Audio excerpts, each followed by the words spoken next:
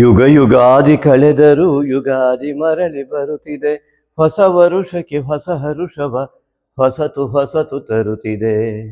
ಈ ಗಾಯನವನ್ನು ಪ್ರತಿ ಯುಗಾದಿಯಲ್ಲಿ ನಾವು ಕೇಳ್ತಾ ಬಂದಿದ್ದೇವೆ. ಹೊಸ ವರುಷಕ್ಕೆ ಹೊಸ ಹರುಷವ ಹೊಸತು ಹೊಸತು ತರುತ್ತಿದೆ ಎನ್ನುವಂತಹ ಆ ಕವಿಯ ಕಲ್ಪನೆ ನಮ್ಮ ಋಷಿ ವಿಜ್ಞಾನಿಗಳ ಒಂದು ಜ್ಞಾನವನ್ನು ಆಧರಿಸಿ ಇರುವುದು ನಮಗೆ ಗಮನಕ್ಕೆ ಬರುತ್ತೆ. ಮಿತ್ರರೇ, ಈ ಒಂದು ಭೂಮಿ ಸೃಷ್ಟಿಯಾದಾಗಿನಿಂದ ಸೂರ್ಯನ ಯಾವ ದಿಕ್ಕಿನಲ್ಲಿ ಈ ಭೂಮಿಯು ತನ್ನ ಚಲನೆಯನ್ನು ಯಾವ ಬಿಂದುವಿನಿಂದ ಪ್ರಾರಂಭಿಸಿ ಮತ್ತೆ ಅದೇ ಬಿಂದುವನ್ನು ಮತ್ತೆ ಪುನಃ ಸೇರಿತೋ ಅದನ್ನೇ ಯುಗದ ಆದಿಯ ಬಿಂದು ಎಂಬುದಾಗಿ ನಾವು ಪರಿಗಣಿಸ್ತೇವೆ. ವೈಜ್ಞಾನಿಕ ಮತ್ತು ಭೌಗೋಳಿಕವಾಗಿ ವೈಜ್ಞಾನಿಕ ಚಿಂತನೆಯ ಆಧಾರದ ಮೇಲೆ ಭೂಮಿಯು ಯಾವ ಬಿಂದುವಿಗೆ ಸೇರಿದಾಗ ಈ ಭೌಗೋಳಿಕವಾದಂತಹ ವ್ಯತ್ಯಾಸಗಳು ಕೂಡ ಮರ ಗಿಡಗಳಲ್ಲಿ ಹೊಸ ಹೊಸ ಹರ್ಷ, ಹೊಸ ತನವು ಗೋಚರವಾಗ್ತದೆ. ಹಾಗಾಗಿ ಈ ಭೂಮಿಯು ತನ್ನಲ್ಲಿ ಹಸಿರನ್ನು ಮೈಗೂಡಿಸಿಕೊಂಡು ಅತ್ಯಂತ ಸುಂದರಮಯವಾದಂತಹ ಪ್ರಕೃತಿ ಮಾತೆ ಈ ಭೂಮಾತೆಯಾಗಿ ಕಂಗೊಳಿಸ್ತಾಳೆ. ಈ ಒಂದು ದಿನವನ್ನು ಸುದಿನವನ್ನು ಯುಗಾದಿ ಎಂಬುದಾಗಿ ಹೇಳಿದರು. ಹಾಗಾಗಿ ಇದನ್ನೇ ಹೊಸ ವರುಷ ಎಂಬುದಾಗಿ ಹೇಳುವಂಥದ್ದು. 19/3/26 ಚೈತ್ರ ಮಾಸ ಶುಕ್ಲ ಪಕ್ಷ ಪಾಡ್ಯ. ಈ ಚೈತ್ರ ಮಾಸ ಶುಕ್ಲ ಪಕ್ಷ ಪಾಡ್ಯವೇ ಈ ಭೂಮಿಯು ಸರಿಯಾದ ಸೂರ್ಯನಿಂದ ಯಾವ ದಿಕ್ಕಿನಲ್ಲಿ ಯಾವ ಬಿಂದುವಿನಿಂದ ತನ್ನ ಚಲನೆಯನ್ನು ಪ್ರಾರಂಭಿಸಿತೋ ಅದೇ ಭೂಮಿಯ ಚಲನೆಯ ಬಿಂದುವಾಗಿದೆ. ಹಾಗಾಗಿ ಇದು ಹೊಸ ವರ್ಷ ಇದೇ ಆಗಿದೆ. ಭೂಮಿ ತಿರುಗುವಿಕೆಯಿಂದ ಉಂಟಾಗುವ ತನ್ನ ಸ್ವಸ್ಥಾನಕ್ಕೆ ಮತ್ತೆ ಮರಳುವ ವ್ಯವಸ್ಥೆಯನ್ನೇ ಹೊಸ ವರ್ಷ ಅಥವಾ ಯುಗಾದಿ ಅಂತ ಹೇಳಿದ್ದಾರೆ. ಅಂದರೆ ಭೂಮಿ ತಿರುಗುವಿಕೆಯಿಂದ ಉಂಟಾಗುವಂತಹ ವರ್ಷದ ಹೊಸ ನೂತನತೆ ಈ ಕ್ಯಾಲೆಂಡರ್ ತಿರುಸುವುದರಿಂದ ಬರುವುದಿಲ್ಲ. ಹಾಗಾಗಿ ವೈಜ್ಞಾನಿಕವಾದ ಸತ್ಯವೇ ಯುಗಾದಿಯೇ ನಿಜವಾದ ಹೊಸ ವರ್ಷ. ಮಿತ್ರರೇ, ನಮ್ಮ ಭಾರತೀಯ ಋಷಿ ವಿಜ್ಞಾನಿಗಳ ಆ ಒಂದು ಸಂಪೂರ್ಣ ಭೌಗೋಳಿಕ ಜ್ಞಾನ ಅತ್ಯಂತ ಅದ್ಭುತವಾಗಿರುವುದು ಎಲ್ಲರಿಗೂ ಕೂಡ ತಿಳಿಯದೇ ಇದ್ದರೆ ನಮ್ಮ ಋಷಿ ಮುನಿಗಳ ಆ ಒಂದು ವೈಜ್ಞಾನಿಕ ಜ್ಞಾನವನ್ನು ದಯವಿಟ್ಟು ನೀವು ಯಾವುದಾದ್ರೂ ಮೂಲದ ಮೂಲಕ ಖಂಡಿತ ತಿಳಿದುಕೊಳ್ಳಿ. ನಿಜವಾದ ವೈಜ್ಞಾನಿಕತೆಯ ಅರಿವು ಆಗ ಮೂಡುತ್ತೆ. ಚೈತ್ರ ಮಾಸ ಎಷ್ಟೆಲ್ಲ ಒಂದು ಹೊಸ ವರ್ಷದಲ್ಲಿ ಯಾವ್ಯಾವ ನೂತನತೆಗೆ ಕಾರಣವಾಗುತ್ತೆ. ಅದರಲ್ಲೂ ಈ ಪರಾಭವ ಸಂವತ್ಸರ ಇದು ಅತ್ಯಂತ ಮುಖ್ಯವಾದ ಸಂವತ್ಸರ ಅಂತ ನಮಗೆ ಅನಿಸ್ತಾ ಇದೆ. ಈ ಪರಾಭವ ಸಂವತ್ಸರದಲ್ಲಿ ವಿಶೇಷವಾಗಿ ಪರಾಭವ ಅಂದರೆ ಸೋಲು, ಯಾರಿಗೆ ಸೋಲಾಗತ್ತೆ ಅಂತ ನೋಡಿಕೊಂಡು ಮುಂದೆ ಗ್ರಹ ಸ್ಥಿತಿಯನ್ನು ನೋಡೋಣ. ವಿಶೇಷವಾಗಿ ಈ ಒಂದು ಕೇತು ಮತ್ತು ರಾಹು, ನೀವು ಈ ಒಂದು ಇದರ ಮೂಲಕ ನೋಡ್ತಾ ಹೋದರೆ ಈ ಬೋರ್ಡಿನಲ್ಲಿ ನಮ್ಮ ಯಾವ ಕೃಷ್ಣ ಫಲಕ ಅಂತ ನಾವು ಕರಿತೀವಿ, ಬ್ಲ್ಯಾಕ್ ಬೋರ್ಡ್, ಈ ಬ್ಲ್ಯಾಕ್ ಬೋರ್ಡ್ನಲ್ಲಿ ಈ ಒಂದು ಬಿಳಿಯ ಅಕ್ಷರದಿಂದ ನಮೂದಿತವಾದಂಥ ಈ ಕೇತು ಇರ್ಬೋದು, ಈ ರಾಹು ಇರ್ಬೋದು. ಇದು ಪೂರ್ಣಿಮೆ. ಈ ಚಂದ್ರ 2.5 ದಿನಕ್ಕೆ ಒಂದೊಂದು ಮನೆಯನ್ನು ಎಲ್ಲ ಕಡೆ ಸಂಚರಿಸ್ತಾ ಬರ್ತಾನೆ. ಹಾಗಾಗಿ ಒಂದು ತಿಂಗಳು, ಈ 12 ಮನೆ ದಾಟುವ ಹೊತ್ತಿಗೆ ಒಂದು ತಿಂಗಳಾಗತ್ತೆ. ಇಲ್ಲಿಂದ ಇಲ್ಲಿಗೆ 15 ದಿವಸ ಕೂಡ ಆಗತ್ತೆ. ಹಾಗಾಗಿ ಚಂದ್ರನ ತಿರುಗುವಿಕೆಯ ಮೇಲೆ, ಈ ಭೂಮಿಯ ತಿರುಗುವಿಕೆಯ ಮೇಲೆ ದಿನಗಣನೆ ಆಗ್ತದೆ. ಸೂರ್ಯನ ಸುತ್ತ ತಿರುಗುತ್ತಿರುವ ಭೂಮಿ ತನ್ನ ಸುತ್ತ ತಾನು ಸೂರ್ಯೋದಯದಿಂದ ಮತ್ತೆ ಸೂರ್ಯೋದಯದವರೆಗೆ ತಿರುಗಿದಾಗ ಮತ್ತೆ ಅದೇ ಸೂರ್ಯೋದಯಕ್ಕೆ ಮುಟ್ಟಿದಾಗ ಒಂದು ದಿನ ಅಂತ ಪರಿಗಣನೆ ಆಗತ್ತೆ. ರಾತ್ರಿ ಯಾವತ್ತೂ ಕೂಡ ಅದು ರಾತ್ರಿ ಆಗಿರುತ್ತೆ. ಅದು ಸನ್ ಡೇ. ರಾತ್ರಿ 12:01 ಸೂರ್ಯನೂ ಇರೋದಿಲ್ಲ, ಸನ್ನು ಇರೋದಿಲ್ಲ, ಡೇನೂ ಇರೋದಿಲ್ಲ, ಅದು ನೈಟ್ ಆಗಿರುತ್ತೆ. ಹಾಗಾಗಿ ಯಾವಾಗ ಸೂರ್ಯದ ಉದಯದಿಂದ ಮತ್ತೆ ಸೂರ್ಯೋದಯದವರೆಗೆ ಮಾತ್ರ ಸೂರ್ಯನು ದಿನಕರ ಎಂಬುದಾಗಿ ಹೇಳಿರುವುದರಿಂದ ಈ ಸೂರ್ಯನು ದಿನವನ್ನು ಪ್ರಾರಂಭಿಸುವಂತಹ ಒಂದು ಆಕಾಶಕಾಯ ನಕ್ಷತ್ರ. ಹಾಗಾಗಿ ನಕ್ಷತ್ರ ಅದು ಯಾವತ್ತೂ ಕೂಡ ನಾಶವಾಗದಿರುವಂತೆ, ನಮ್ಮ ಜೀವಿತಾವಧಿಯಲ್ಲಿ ನಾಶವಾಗದೇ ಇರುವಂಥ ಬೆಳಕಿನ ಪುಂಜ. ಆ ಒಂದು ಪುಂಜದಿಂದಾಗಿ ನಮ್ಮ ದಿನಗಣನೆ ಹಾಗೂ ಈ ಪಾಡ್ಯ ಬಿದಿಗೆ ಎಂಬುದಾಗಿ ಪಕ್ಷದ ಈ 30 ದಿನಗಳ ಗಣನೆಯನ್ನು ಕೂಡ ಚಂದ್ರನ ಮೂಲಕ ನಿರ್ಧಾರ ಮಾಡುವಂಥದ್ದು. ಹಾಗಾಗಿ ನಮಗೆ ಸರಿಯಾಗಿ ಗೊತ್ತಾಗುತ್ತೆ, ಈ 360 ಡಿಗ್ರಿ ಇಲ್ಲಿ ಭೂಮಿ ಇದೆ ಅಂತಾದರೆ ಭೂಮಿ ಸೂರ್ಯನ ಸುತ್ತ ಇಲ್ಲಿಂದ ತಿರುಗಿ ಹೀಗೆ ಮತ್ತೆ ಹೀಗೆ ಇಲ್ಲಿವರೆಗೆ ಬರುವಲ್ಲಿಗೆ 360 ದಿವಸ ಏನಾಗುತ್ತೆ, ಅದನ್ನೇ 360 ಡಿಗ್ರಿ ಅಂತ ಹೇಳಿದ್ದಾರೆ ಮಿತ್ರರೇ. ಹಾಗೆಯೇ ಈ ಒಂದು ಚಂದ್ರ ಈ 12 ರಾಶಿಯನ್ನು ಬರುವುದನ್ನೇ ಶುಕ್ಲ ಪಕ್ಷ, ಕೃಷ್ಣ ಪಕ್ಷ ಮತ್ತು ಮಾಸ, ಒಂದು ತಿಂಗಳು ಎಂಬುದಾಗಿ ಪರಿಗಣಿಸ್ತಾ ಬಂದಿದ್ದಾರೆ. ಹಾಗಾಗಿ ಬೆಳಕಿನ ತಿಂಗಳು, ಬೆಳದಿಂಗಳು, ಪೂರ್ಣಿಮೆಯ ದಿನವನ್ನು ಮಧ್ಯದಲ್ಲಿ ಇರಿಸಿಕೊಂಡು ಅಮಾವಾಸ್ಯೆಯಿಂದ ಮತ್ತೆ ಪೂರ್ಣಿಮೆ ಮತ್ತೆ ಅಮಾವಾಸ್ಯೆಗೆ ಬರುವಲ್ಲಿವರೆಗೆ ಸರಿಯಾಗಿ 30 ದಿನಗಳಾಗುತ್ತೆ. ಹೀಗೆ ಈ ಒಂದು ಆಧಾರದ ಮೇಲೆ ನಮ್ಮ ಚೈತ್ರ ಮಾಸ, ವೈಶಾಖ ಮಾಸಾದಿಗಳು ಖಂಡಿತವಾಗಿಯೂ ನಮ್ಮ ಭಾರತೀಯ ಪರಂಪರೆಯಲ್ಲಿವೆ. ಈ ಚೈತ್ರ ಮಾಸದ ಹೊಸತನವನ್ನು ನೋಡ್ತಾ ಹೋದರೆ ಅತ್ಯಂತ ವಿಶೇಷವಾಗಿ ನಮಗೆ ಕಂಡು ಬರುವುದು ಈ ಕೇತುವಿನಿಂದ ಇಲ್ಲಿಯವರೆಗೆ ರಾಹು ಬರುವಲ್ಲಿವರೆಗೂ ಕೂಡ ಯಾವುದೇ ಗ್ರಹಸ್ಥಿತಿಗಳು ಕಂಡು ಬರುವುದಿಲ್ಲ. ಈ ಕೇತುವಿನಿಂದ ಈ ದಿಕ್ಕಿನಲ್ಲಿ ಸಂಪೂರ್ಣವಾಗಿ ಎಲ್ಲ ಗ್ರಹಗಳು ಕಂಡು ಬರುತ್ತವೆ.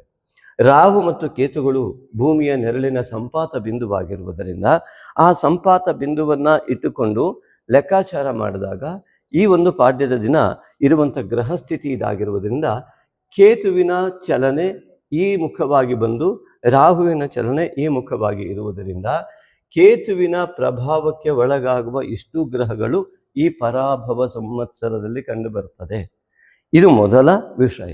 ಈ ಪರಾಭವ ಸಂವತ್ಸರದ ಅತ್ಯಂತ ವೈಶಿಷ್ಟ್ಯವಾದ ಈ ದಿನ ಹೇಗಿದೆ ಅಂತ ನೋಡಿದ್ರೆ, ಅನೇಕರು ಹೇಳ್ತಾ ಇದ್ರು, ಕೆಟ್ಟದನ್ನು ಮಾಡೋರಿಗೆ ಏನೂ ಆಗೋದಿಲ್ವಾ, ದೇವರನ್ನೇ ನಂಬದೇ ಇದ್ದವರಿಗೆ ಏನೂ ಆಗೋದಿಲ್ವಾ? ಅನಿವಾರ್ಯತೆ ಸೃಷ್ಟಿಯಾಗುವ ಕಾಲ ಬಂದಿದೆ ಮಿತ್ರರೇ. ಈ ಕೇತುವಿನ ಒಂದು ಪ್ರಭಾವಕ್ಕೆ ಒಳಗಾದಂತಹ ಯಾವುದೇ ವ್ಯಕ್ತಿ ಅವನು ದೇವರ ಮೇಲೆ, ತಾಯಿ ತಂದೆಯ ಮೇಲೆ ಮತ್ತು ಸಮಾಜವನ್ನು ಒಳ್ಳೆಯ ನಡೆಯತ್ತ ತೆಗೆದುಕೊಂಡು ಹೋಗುವ ಚಿಂತನೆ ಇಲ್ಲದಂತಹ ಮನಸ್ಥಿತಿ ಇದ್ದವರು ಎಲ್ಲರಿಗೂ ಕೂಡ ಈ ಒಂದು ಕಾಳಸರ್ಪ ಯೋಗದ ಅತ್ಯಂತ ದೊಡ್ಡ ಪರಿಣಾಮ ಅವರ ಮೇಲೆ ದುಷ್ಪರಿಣಾಮವಾಗಿ ಪರಿಣಮಿಸುವ ಎಲ್ಲ ಲಕ್ಷಣಗಳು ಕಂಡುಬರುತ್ತೆ. ಕಾಲಸರ್ಪ ಯೋಗ, ಕಾಲ ಮತ್ತು ಸರ್ಪ. ಕಾಲ ಅಂತಂದರೆ ಕಪ್ಪು ಅಥವಾ ನೆರಳು ಎಂಬುದಾಗಿ ಅರ್ಥ. ಆ ಭೂಮಿಯ ನೆರಳು ಮತ್ತು ಸರ್ಪ ಗ್ರಾವಿಟಿ ಪವರ್. ನಮೋ ಅಸ್ತು ಸರ್ಪೇಭ್ಯೋ ಏಕೇಚ ಪೃಥಿವೀ ಮನು ಎನ್ನುವ ಹಾಗೆ ಆ ಅಂತರಿಕ್ಷ ದಿವಿತೇಭ್ಯ ಸರ್ಪೇಭ್ಯೋ ನಮಃ ಸಂಕರ್ಷಣ, ಆಕರ್ಷಣ ಶಕ್ತಿ, ಅದೇ ಆದಿಶೇಷ. ಹಾಗಾಗಿ ಇಲ್ಲಿಂದ ಈ ರಾಹು ಮತ್ತು ಕೇತುವಿನ ಪ್ರಭಾವಕ್ಕೆ ಒಳಗಾಗುವ ಯಾವ ವ್ಯವಸ್ಥೆ ಇದೆ, ಎಲ್ಲ ಗ್ರಹಗಳು ಇದಕ್ಕೆ ಪ್ರಭಾವಕ್ಕೆ ಒಳಗಾಗುವ ವ್ಯವಸ್ಥೆಯನ್ನು ಇದು ಕೇತುಗ್ರಸ್ತವಾಗಿ ಕಾಳಸರ್ಪ ಯೋಗದಿಂದ, ಕೇತುಗ್ರಸ್ತ ಕಾಳಸರ್ಪ ಯೋಗದೊಂದಿಗೆ ಪರಾಭವ ಸಂವತ್ಸರ ಪ್ರಾರಂಭವಾಗ್ತಾ ಇದೆ. ಇದು ಅತಿ ಮುಖ್ಯವಾದ ಅಂಶ ಪರಾಭವ ಸಂವತ್ಸರಕ್ಕೆ. ಹಾಗಾಗಿ ಕೇತುಗ್ರಸ್ತ ಕಾಳಸರ್ಪ ಯೋಗ ಎನ್ನುವಂಥದ್ದೇನಿದೆ, ಈ ಕೇತುವಿನಿಂದ ಗ್ರಸ್ತವಾದಾಗ ಸ್ವಾಭಾವಿಕವಾಗಿ ಕೇತು ಅಧ್ಯಾತ್ಮಕಾರಕನಾಗಿ ಮೋಕ್ಷಕಾರಕನಾಗಿರುವುದರಿಂದ ಸಂವತ್ಸರದ ಹೆಸರು ಕೂಡ ಪರಾಭವ ಎಂಬುದಾಗಿ ಬಂದಿರುವುದರಿಂದಾಗಿ ಈ ಪರಾಭವ ಸಂವತ್ಸರ ಸೋಲನ್ನು, ಯಾರಿಗೆ ಆಧ್ಯಾತ್ಮಿಕತೆಯ ಉನ್ನತಿಯತ್ತ ಗಮನವಿಲ್ಲವೋ ಅವರ ಸೋಲು ಖಂಡಿತ. ಜೀವನದ ಲೌಕಿಕ ಸೋಲನ್ನು ಅನುಭವಿಸುವುದರ ಮೂಲಕ ಅಲೌಕಿಕ ಚಿಂತನೆಗೆ ಬರುವ ಅನಿವಾರ್ಯತೆ ಸೃಷ್ಟಿಯಾಗುವುದೇ ಈ ಪರಾಭವ ಸಂವತ್ಸರದ ಮೂಲ ಒಂದು ವಿಷಯ ಇರುವಂಥದ್ದು. ಹಾಗಾಗಿ ಅಲೌಕಿಕತೆಯತ್ತ ಹೋಗಬೇಕು ಅಂದರೆ ಲೌಕಿಕತೆಯಲ್ಲಿ ಆಸೆಪಟ್ಟ ವಿಷಯಗಳೆಲ್ಲವೂ ಅವರಿಗೆ ತೊಂದರೆದಾಯಕವಾಗಿ ಪರಿಣಮಿಸ್ತದೆ. ಇದನ್ನೇ ಕಾಳಸರ್ಪಯೋಗ ಅಂತ ಕರಿತೀವಿ. ಆದ್ದರಿಂದ ಲೌಕಿಕತೆಯ ಆಸೆಗಳಿಗೆ ಬೆಂಕಿ ಬೀಳುವಂಥ ವ್ಯವಸ್ಥೆ ಕೇತು ಮತ್ತು ರಾಹುವಿನಿಂದ ಉಂಟಾಗಿ ಯಾರೆಲ್ಲ ಈ ಒಂದು ದೇವರನ್ನು ನಂಬದೇ ಇರತಕ್ಕಂಥದ್ದು, ಅಶ್ರದ್ಧೆ ಮತ್ತು ಧರ್ಮದ ವಿರುದ್ಧವಾದ ನಡೆಯನ್ನು ಉಳ್ಳವರು, ಮಾನವೀಯ ಧರ್ಮದ ವಿರುದ್ಧ ಇರತಕ್ಕಂಥವ್ರು ಯಾರ್ಯಾರಿದ್ದಾರೋ ಆ ಮಾನವೀಯ ಧರ್ಮದ ವಿರುದ್ಧ, ಪ್ರಕೃತಿಯ ವಿರುದ್ಧ ಇರತಕ್ಕಂತಹ ಎಲ್ಲ ವ್ಯಕ್ತಿಗಳಿಗೂ ಕೂಡ ಈ ಕೇತುಗ್ರಸ್ತ ಕಾಳಸರ್ಪ ಯೋಗ ಸಂಪೂರ್ಣವಾಗಿ ಪರಾಭವ ಸಂವತ್ಸರದಲ್ಲಿ ಪರಾಭವವನ್ನೇ ಮಾಡುವಂಥದ್ದು. ಆದರೆ ಯಾರಿಗೆ ಕೇತುವಿನ ಗಣಪತಿಯ ಆರಾಧನೆ, ನಾಗ ಆರಾಧನೆ ಇರ್ತದೆಯೋ, ನಾಗಶಕ್ತಿ ವಿನಾಯಕನ ಆರಾಧನೆ ಇರುತ್ತೆಯೋ, ಅವರು ಯಾವುದೇ ರಾಶಿಯಲ್ಲಿ ಹುಟ್ಟಿರಲಿ, ಯಾವುದೇ ರಾಶಿಯಲ್ಲಿ ಹುಟ್ಟಿದ್ದರೂ ಕೂಡ ಅವರು ದೇವರನ್ನು ನಂಬಲೇಬೇಕು ಅಂತ ಇಲ್ಲ, ದೇವರನ್ನು ನಂಬಬಾರದು ಅಂತಲೂ ಇಲ್ಲ. ಹಾಗಾಗಿ ಯಾವುದೇ ರಾಶಿಯಲ್ಲಿ ಹುಟ್ಟಿದ್ದರೂ ಕೂಡ ಈ ಒಂದು ಮನಸ್ಥಿತಿಯ ಇರತಕ್ಕಂತಹ ಯಾವ ವ್ಯಕ್ತಿಗಳಿದ್ದಾರೆ, ಗಣಪತಿ ಮತ್ತು ನಾಗನನ್ನು ಆರಾಧನೆ ಮಾಡುವ ವ್ಯಕ್ತಿಗಳಿದ್ದಾರೆ, ತಾಯಿ ತಂದೆಯನ್ನು ಗೌರವಿಸುವ ವ್ಯಕ್ತಿಗಳಿದ್ದಾರೆ, ಪೂಜ್ಯ ಭಾವದಿಂದ ಗುರು ಹಿರಿಯರನ್ನು ನೋಡುವಂತಹ ವ್ಯಕ್ತಿಗಳಿದ್ದಾರೆ, ಅವರೆಲ್ಲರಿಗೂ ಕೂಡ ಅತ್ಯಂತ ಪರಾಭವದಿಂದ ಜಯವನ್ನು ಉಂಟು ಮಾಡ್ತಕ್ಕಂಥದ್ದು. ಆದ್ದರಿಂದಾಗಿ ಈ ಪರಾಭವದಿಂದ ಜಯವನ್ನು ಉಂಟಾಗ್ತಕ್ಕಂಥದ್ದು. ಯಾಕೆಂದರೆ ಎಲ್ಲಿಯವರೆಗೆ ಕೆಟ್ಟತನದ ಉನ್ನತಿ ಇರುತ್ತೋ ಆಗ ಒಳ್ಳೆಯತನದ ಅವನತಿ ಇರುತ್ತೆ. ಹಾಗಾಗಿ ಅದು ಅಪಜಯ ಅಂತ ಕರೆಸ್ಕೊಳ್ಳುತ್ತೆ. ಇವತ್ತಿನವರೆಗೆ ಯಾರೆಲ್ಲ ಈ ರೀತಿಯಾದ ಅಪಜಯದಲ್ಲಿ ಇದ್ದರೋ ಅವರೆಲ್ಲ ಇನ್ನು ಪರಾಭವದಿಂದ ಮುಕ್ತರಾಗಿ ಸಂಪೂರ್ಣವಾಗಿ ಜಯದ ಕಡೆಗೆ ಹೋಗುವಂಥ ದಿನ. ಯಾರೆಲ್ಲ ಅತ್ಯಂತ ಅಧರ್ಮದಿಂದಲೋ ಅಥವಾ ಮಾನವೀಯ ಧರ್ಮದ ಸತ್ಯದ ನಡೆಯನ್ನು ನಡೆಯದೆ ಧರ್ಮದ ಮಾರ್ಗದಲ್ಲಿ ಹೋಗದ ಯಾವ್ಯಾವ ವ್ಯಕ್ತಿಗಳಿರ್ತಾರೋ ಅಸತ್ಯ ಮಾರ್ಗವು ಎಲ್ಲವೂ ಕೂಡ ಸಂಪೂರ್ಣವಾಗಿ ಪರಾಭವ ಹೊಂದಿ ಅವರಿಗೆ ಅಲೌಕಿಕವಾದ ಜಯವನ್ನು ಕೊಡ್ತಕ್ಕಂಥದ್ದು ಈ ಒಂದು ಪರಾಭವ ಸಂವತ್ಸರ.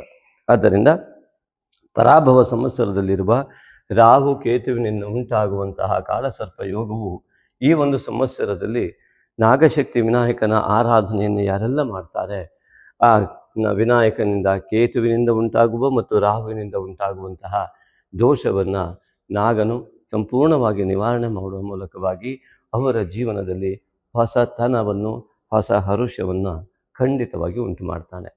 ಹಾಗೆ ಇದನ್ನು ನೋಡಿದಾಗ ಈ ಒಂದು ಗ್ರಹ ಸ್ಥಿತಿಯನ್ನು ಗಮನಿಸಿದಾಗ 25/3/26 ಬುಧವಾರ ಸಪ್ತಮಿಯ ದಿವಸ ಶುಕ್ರ ಮೇಷರಾಶಿಯನ್ನು ಪ್ರವೇಶ ಮಾಡ್ತಾ ಇದ್ದಾನೆ.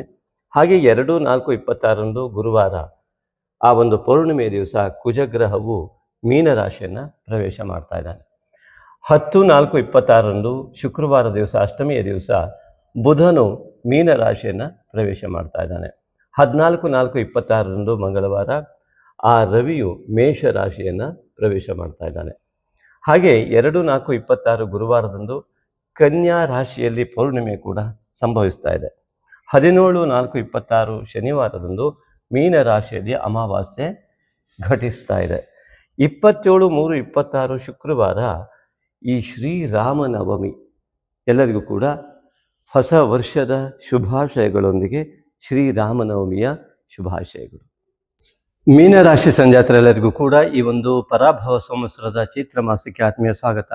ಮಿತ್ರರೇ, ಈ ಒಂದು ಮೀನರಾಶಿಯ ಅಧಿಪತಿಯಾದಂತಹ ಗುರುವು ಚತುರ್ಥದಲ್ಲಿ ಬುಧನ ಮನೆಯಲ್ಲಿಯೂ, ಬುಧನು ಚತುರ್ಥಾಧಿಪತಿಯು ಈ ಒಂದು ರಾಶಿಯಲ್ಲಿಯೂ ಸ್ಥಿತನಾಗಿರುವಂಥದ್ದು ಈ ಚೈತ್ರ ಮಾಸದ ಒಂದು ಅತ್ಯಂತ ವೈಶಿಷ್ಟ್ಯತೆ ಕೂಡ ಹೌದು. ಈ ಬುಧನು ಇಲ್ಲಿಯ ಸಪ್ತಮಾಧಿಪತಿಯಾಗಿಯೂ ಕೂಡ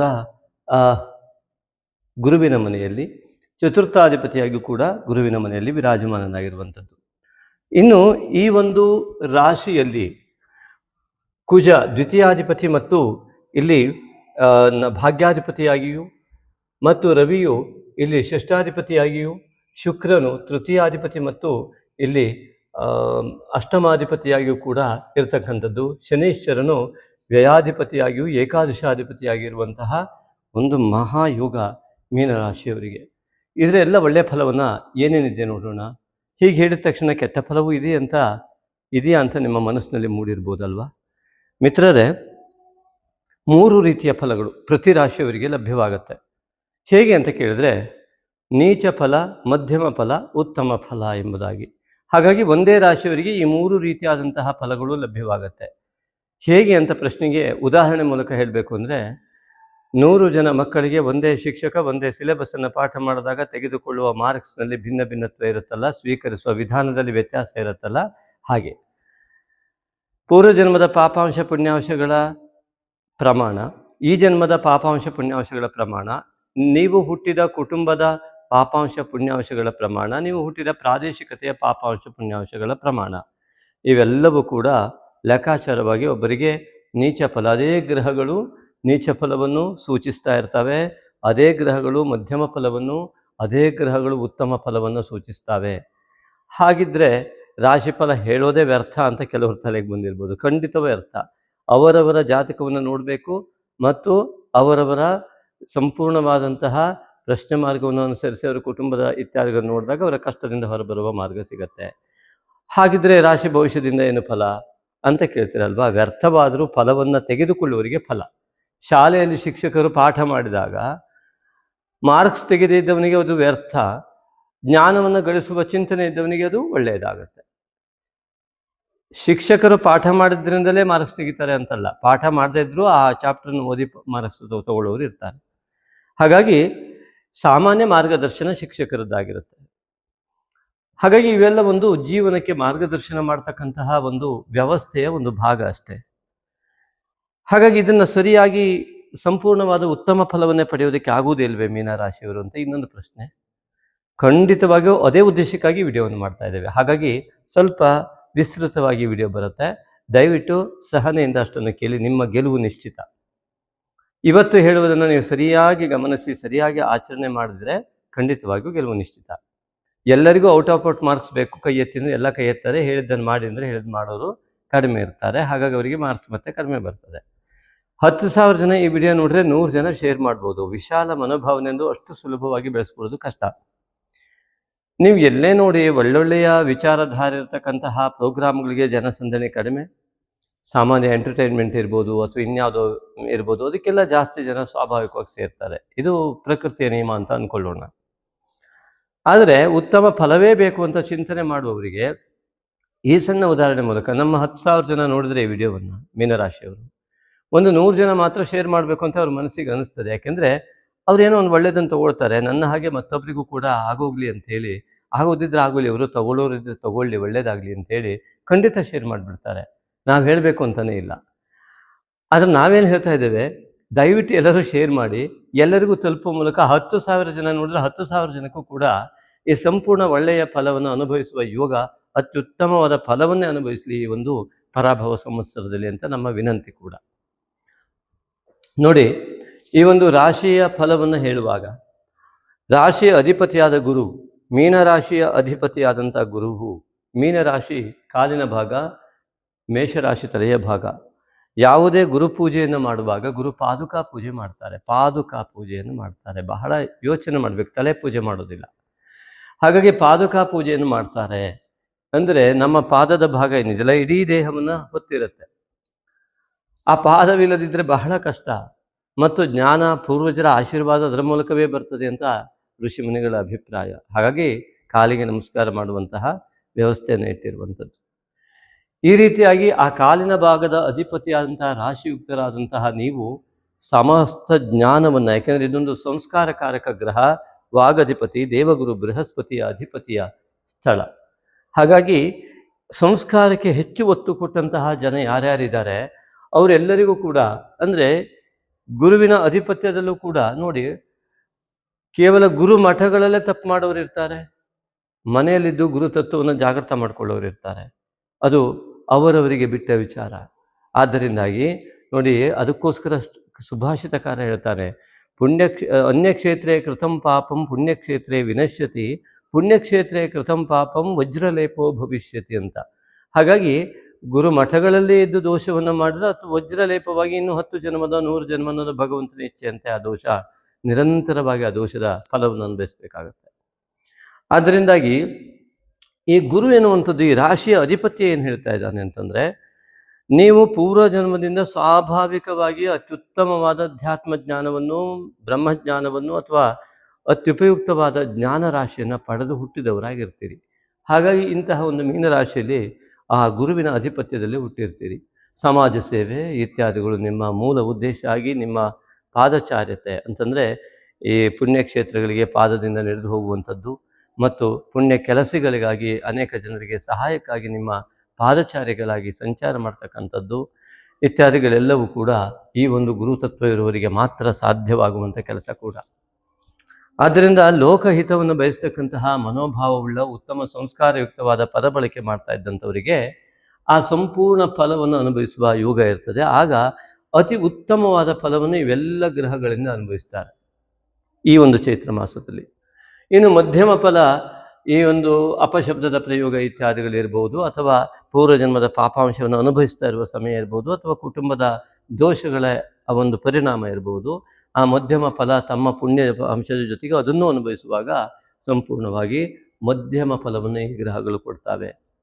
ಇನ್ನು ನೀಚ ಫಲ ಯಾವಾಗ ಈ ಗ್ರಹಗಳಿಂದ, ಇಷ್ಟೊಂದು ಒಳ್ಳೆಯ ಗ್ರಹಗಳಿದ್ರೂ ನೀಚ ಫಲ ಕೊಡ್ತಾವಲ್ಲ, ಸೂಚಿಸ್ತವೆ, ಯಾವುದು ಫಲ ಕೊಡೋದಿಲ್ಲ. ನಮ್ಮ ಕರ್ಮವನ್ನು ಸೂಚಿಸುವ ವ್ಯವಸ್ಥೆ ಇದು. ಹಾಗಾಗಿ ಈ ಕರ್ಮಸೂಚಕ ಗ್ರಹ. ಆದ್ದರಿಂದಾಗಿ ಯಾವ ವ್ಯಕ್ತಿ ತನ್ನ ಕರ್ಮವನ್ನು ಸಂಪೂರ್ಣವಾಗಿ ಪೂರ್ವಜನ್ಮದಿಂದ ಪಡೆದಂತಹ ಪಾಪಾಂಶವನ್ನೇ ಸಂಪೂರ್ಣವಾಗಿ ಏನು ದಶಾನಾಥ ಭುಕ್ತಿನಾಥಾದಿಗಳು ಪಾಪಾಂಶವನ್ನೇ ಬಿಂಬಿಸುವ ಗ್ರಹಗಳಾಗಿ ಈ ಸಮಯ ಅದೇ ಖಂಡಿತವಾಗಿಯೂ ನಿರಂತರವಾಗಿ ಚಲಿಸ್ತಾ ಇದ್ದರೆ, ಹುಟ್ಟಿದ ಕುಟುಂಬದಲ್ಲೂ ದೋಷದ ಪ್ರಮಾಣವೇ ಜಾಸ್ತಿ ಇದು, ಅದನ್ನು ಅನುಭವಿಸುವ ಸಮಯವೂ ಕೂಡ ಬಂದಿದ್ದರೆ, ಈ ಜನ್ಮದಲ್ಲಿ ಈ ಕುಟುಂಬದಲ್ಲಿ ಹುಟ್ಟಿದ್ದಕ್ಕೆ ಪೂರ್ವ ಜನ್ಮದಲ್ಲಿ ಇರುವಂತಹ ಪಾಪಾಂಶದಿಂದ ಬಂದಂತಹ ಈ ಮನಸ್ಸು ಬುದ್ಧಿಗಳು ಮತ್ತೆ ಪಾಪವನ್ನೇ ಮಾಡಿದ್ದರೆ, ಅಥವಾ ಆ ಪಾಪಾಂಶವನ್ನು ಮಾಡುವ ಸಮಯ ಬಂದಿದ್ದರೆ ಖಂಡಿತವಾಗೂ ನೀಚ ಫಲ ಈ ಗ್ರಹಗಳು ಸೂಚಿಸ್ತಾ ಇರ್ತವೆ. ನೋಡಿ, ರವಿಯನ್ನು ಕೂಡ ನಿತ್ಯ ಪ್ರಕಾಶ ಕೊಡುವ ಗ್ರಹವನ್ನು ಕೂಡ ಪಾಪಗ್ರಹ ಅಂತ ಕರೀತಾರೆ ಜ್ಯೋತಿಷ್ಯದಲ್ಲಿ. ಪುಣ್ಯ ಕೊಡೋದಿಲ್ವಾ? ಖಂಡಿತವಾಗಿ ಇಡೀ ದೇಹ ಆ ಉಷ್ಣತತ್ವದಿಂದಲೇ ಚಲನಶಕ್ತಿಯಾಗಿ ಆತ್ಮಕಾರಕನಾಗಿದ್ದಾನೆ. ಒಳಗಡೆ ಇರುವ ಆತ್ಮಕಾರಕ ಪಾಪಾಂಶ ನಂಬುತ್ತಾನೆ, ಖಂಡಿತ ಅಲ್ಲ. ಆದರೆ ಪಾಪಾಂಶವನ್ನು ಸುತ್ತಿಕೊಂಡಂತಹ ಆತ್ಮ. ಹಾಗಾಗಿ ಮನೋಬುದ್ಧಿ ಅಹಂಕಾರ ಚಿತ್ತ ಎನ್ನುವ ಚತುರ್ವಿಧ ಅಂತಃಕರಣ ಈ ಒಂದು ಆತ್ಮದ ಜೊತೆಗೆ ಇರುವುದರಿಂದ ರವಿಯನ್ನು ಪಾಪಗ್ರಹ ಅಂತ ಹೇಳ್ತಾರೆ.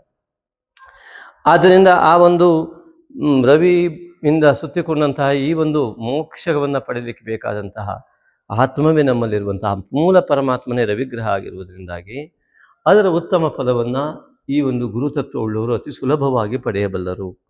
ಹಾಗಾಗಿ ಈ ಎಲ್ಲ ತತ್ವದ ಒಂದು ಆರಾಧನೆ ಮಾಡುವಾಗ ಇದನ್ನು ಪಡೆಯುವ ಬಗೆ ಹೇಗೆ ಹಾಗಿದ್ರೆ ಅಂತ ಚಿಂತನೆ ಬರ್ತದೆ ಅಲ್ವಾ. ಸಾಮಾನ್ಯವಾಗಿ ರವಿಗೆ ಈಶ್ವರನ ಆರಾಧನೆ, ಬುಧನಿಗೆ ವಿಷ್ಣುವಿನ ಆರಾಧನೆ, ಕುಜನಿಗೆ ದುರ್ಗೆ ಅಥವಾ ನಾಗನ ಆರಾಧನೆ, ಶುಕ್ರನ ದುರ್ಗೆ ಆರಾಧನೆ, ಶನೇಶ್ವರನಿಗೆ ಆಂಜನೇಯ ಅಥವಾ ಈಶ್ವರ ಆರಾಧನೆ, ಈ ರೀತಿಯಾಗಿ ಎಲ್ಲ ಜ್ಯೋತಿಷ್ಕರು ಇವತ್ತಿನವರೆಗೂ ನಿಮಗೆ ಹೇಳ್ಕೊಂಡು ಬಂದಿದ್ದಾರಲ್ವಾ. ಯಾಕೆಂದರೆ 7.5 ನಡೀತಾ ಇದೆ ನೋಡಿ, ಅದು ಮಧ್ಯಭಾಗದಲ್ಲಿ ನಡೀತಾ ಇದೆ. ವ್ಯಯಾಧಿಪತಿಯಾಗಿ ಕೆಲವರಿಗೆ, ಏಕಾದಶಾಧಿಪತಿಯಾಗಿ ಕೆಲವರಿಗೆ ಅವನೇ ಕೊಡ್ತಾನೆ ಶನೇಶ್ವರ ಫಲವನ್ನು, ಕರ್ಮ ಫಲದಾತ.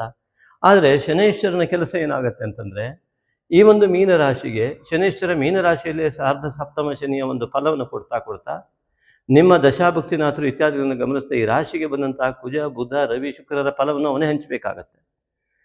ನಿಮಗೆ ಯಾವ್ಯಾವುದರ ಅಧಿಪತಿಯೋ ಅದರ ಸಂಬಂಧಪಟ್ಟಂತಹ ರವಿ ಉದಾಹರಣೆಗೆ ಇಲ್ಲಿ ರೋಗಾಧಿಪತಿ, ಈ ಶನೇಶ್ವರನ ಮೂಲಕ ರೋಗವನ್ನು ಅನುಭವಿಸಬೇಕಾಗತ್ತಲ್ವಾ, ಶತ್ರುತ್ವವನ್ನು ಅನುಭವಿಸಬೇಕಾಗತ್ತಲ್ವಾ. ಹಾಗಾದರೆ ಮೀನರಾಶಿಯಲ್ಲಿ ಎಲ್ಲರಿಗೂ ರೋಗವೇ, ಎಲ್ಲರಿಗೂ ಶತ್ರುತ್ವವೇ? ಖಂಡಿತ ಅಲ್ಲ. ಹಾಗಾಗಿ ಯಾರಿಗೆ ಅದರ ಯೋಗವನ್ನು ಅನುಭವಿಸುವ ಸಮಯ ಬಂದಿದೆಯೋ ಅದರ ಮೇಲೆ ಅವಲಂಬಿತ ಆಗಿರುತ್ತೆ. ಪ್ರತಿ ವ್ಯಕ್ತಿಗೆ ಭಿನ್ನತ್ವ ಉಂಟಾಗುತ್ತೆ.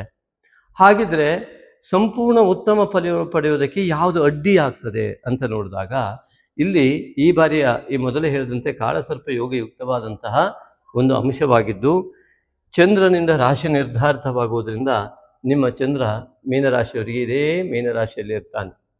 ಇದೇ ಮೀನರಾಶಿಯಲ್ಲಿ ಈಗ ಅಮಾವಾಸ್ಯೆ ಸಂಭವಿಸ್ತಾ ಇದೆ ಮತ್ತು ಸಪ್ತಮಾಧಿಪತಿಯು ರಾಶಿಯಲ್ಲಿದ್ದು ಸಪ್ತಮದಲ್ಲಿ ಪೌರ್ಣಿಮೆ ಸಂಭವಿಸ್ತಾ ಇದೆ. ಈ ಒಂದು ಸಂಪೂರ್ಣ ಮಾಸದಲ್ಲಿ ನಿಮಗೆ ಬುಧನ ಪ್ರಾಧಾನ್ಯತೆ ಎದ್ದು ಕಾಣ್ತಾ ಇದೆ, ಚಂದ್ರನ ಪ್ರಾಧಾನ್ಯತೆ ಎದ್ದು ಕಾಣ್ತಾ ಇದೆ ಮತ್ತು ರವಿಯು ರೋಗಾಧಿಪತಿಯಾಗಿದ್ದರೂ ಕುಜ ದ್ವಿತೀಯಾಧಿಪತಿಯಾಗಿ ವ್ಯಯದಿಂದ ರಾಶಿಗೆ ರಾಹುವಿನ ಮುಷ್ಟಿಯಿಂದ ತಪ್ಪಿಸ್ಕೊಂಡು ಬಂದು ಶನಿಯ ಜೊತೆಗೆ ಸಿಕ್ಕಾಕೊಳ್ತಾರೆ. ಹಾಗಾಗಿ ಅಂದರೆ ಇದರಲ್ಲಿ ಏನು ಅರ್ಥ ಇದೇನೆ ವಿಚಿತ್ರವಾಗಿ ಮಾತನಾಡ್ತಾ ಇದ್ದೀರಲ್ಲ ಅಂತ ನಿಮ್ಗೆ ಅನಿಸ್ಬೋದು ಮಿತ್ರರೇ. ಇದನ್ನು ಸಂಪೂರ್ಣವಾಗಿ ಹೇಳಲಿಕ್ಕೆ ಸಮಯವೇ ಸಾಕಾಗೋದಿಲ್ಲ. ಆದರೆ ನಿಮಗೆ ಒಳ್ಳೆಯದಾಗಲಿ ಅನ್ನೋ ದೃಷ್ಟಿಯಿಂದ ಕೆಲವೊಂದು ಮಾಹಿತಿಯನ್ನು ಕೊಡದಿದ್ದರೆ ಸರಿಯಾಗಿ ಅರ್ಥೈಸ್ಕೊಳ್ಳದೆ ಏನನ್ನು ಮಾಡಲಿಕ್ಕೆ ಆಗೋದಿಲ್ಲ. ಹಾಗಾಗಿ ಸಹನೆಯಿಂದ ದಯವಿಟ್ಟು ವಿಡಿಯೋ ಕೇಳಿ ಅಂತ ಹೇಳಿದ್ದೀನಿ. ಇಲ್ಲಿ ರಾಹುವು ಯಾವುದ್ಯಾವುದಕ್ಕೆಲ್ಲ ಬಾಧಿತನಾಗಿದ್ದಾನೆ ನೋಡ್ತಾ ಹೋದರೆ, ಇಲ್ಲಿ ರಾಶಿ ಮೀನರಾಶಿಯಿಂದ ವ್ಯಯದಲ್ಲಿಯೇ ಇರ್ತಕ್ಕಂಥ ರಾಹು ಏಕಾದಶ ಸ್ಥಾನಕ್ಕೆ ತೊಂದರೆಯನ್ನು ಕೊಡ್ತಾ ಇದ್ದಾನೆ. ಏಕಾದಶಾಧಿಪತಿಯ ಜೊತೆಗೆ ಕುಜನು ಇದ್ದಾನೆ. ಹಾಗೆ ಈ ಕೇತುವಿನ ಪ್ರಭಾವ ಈ ರೀತಿಯಲ್ಲಿ, ರಾಹುವಿನ ಪ್ರಭಾವ ಈ ರೀತಿಯಲ್ಲಿ ಬರುವುದರಿಂದ ಲಾಭಾಂಶ ಸ್ಥಾನಕ್ಕೆ, ಉದ್ಯೋಗ ಸ್ಥಾನಕ್ಕೆ ಮತ್ತು ಭಾಗ್ಯದ ಸ್ಥಾನಕ್ಕೆ ಮತ್ತು ಕಂಟಕ ಸ್ಥಾನಕ್ಕೆ ಮತ್ತು ಯಾವ ಈ ಒಂದು ಷಷ್ಠ ಸ್ಥಾನ, ಈ ಪತ್ನಿಕಾರಕ ಅಥವಾ ಪತಿಕಾರಕ ಸ್ಥಾನವನ್ನು ಬಿಟ್ಟ ಮೇಲೆ ಈ ಒಂದು ರೋಗ ಸ್ಥಾನಕ್ಕೆ ಈ ಒಂದು ರಾಹುವಿನ ಬಾಧಿತತ್ವ ಇದೆ.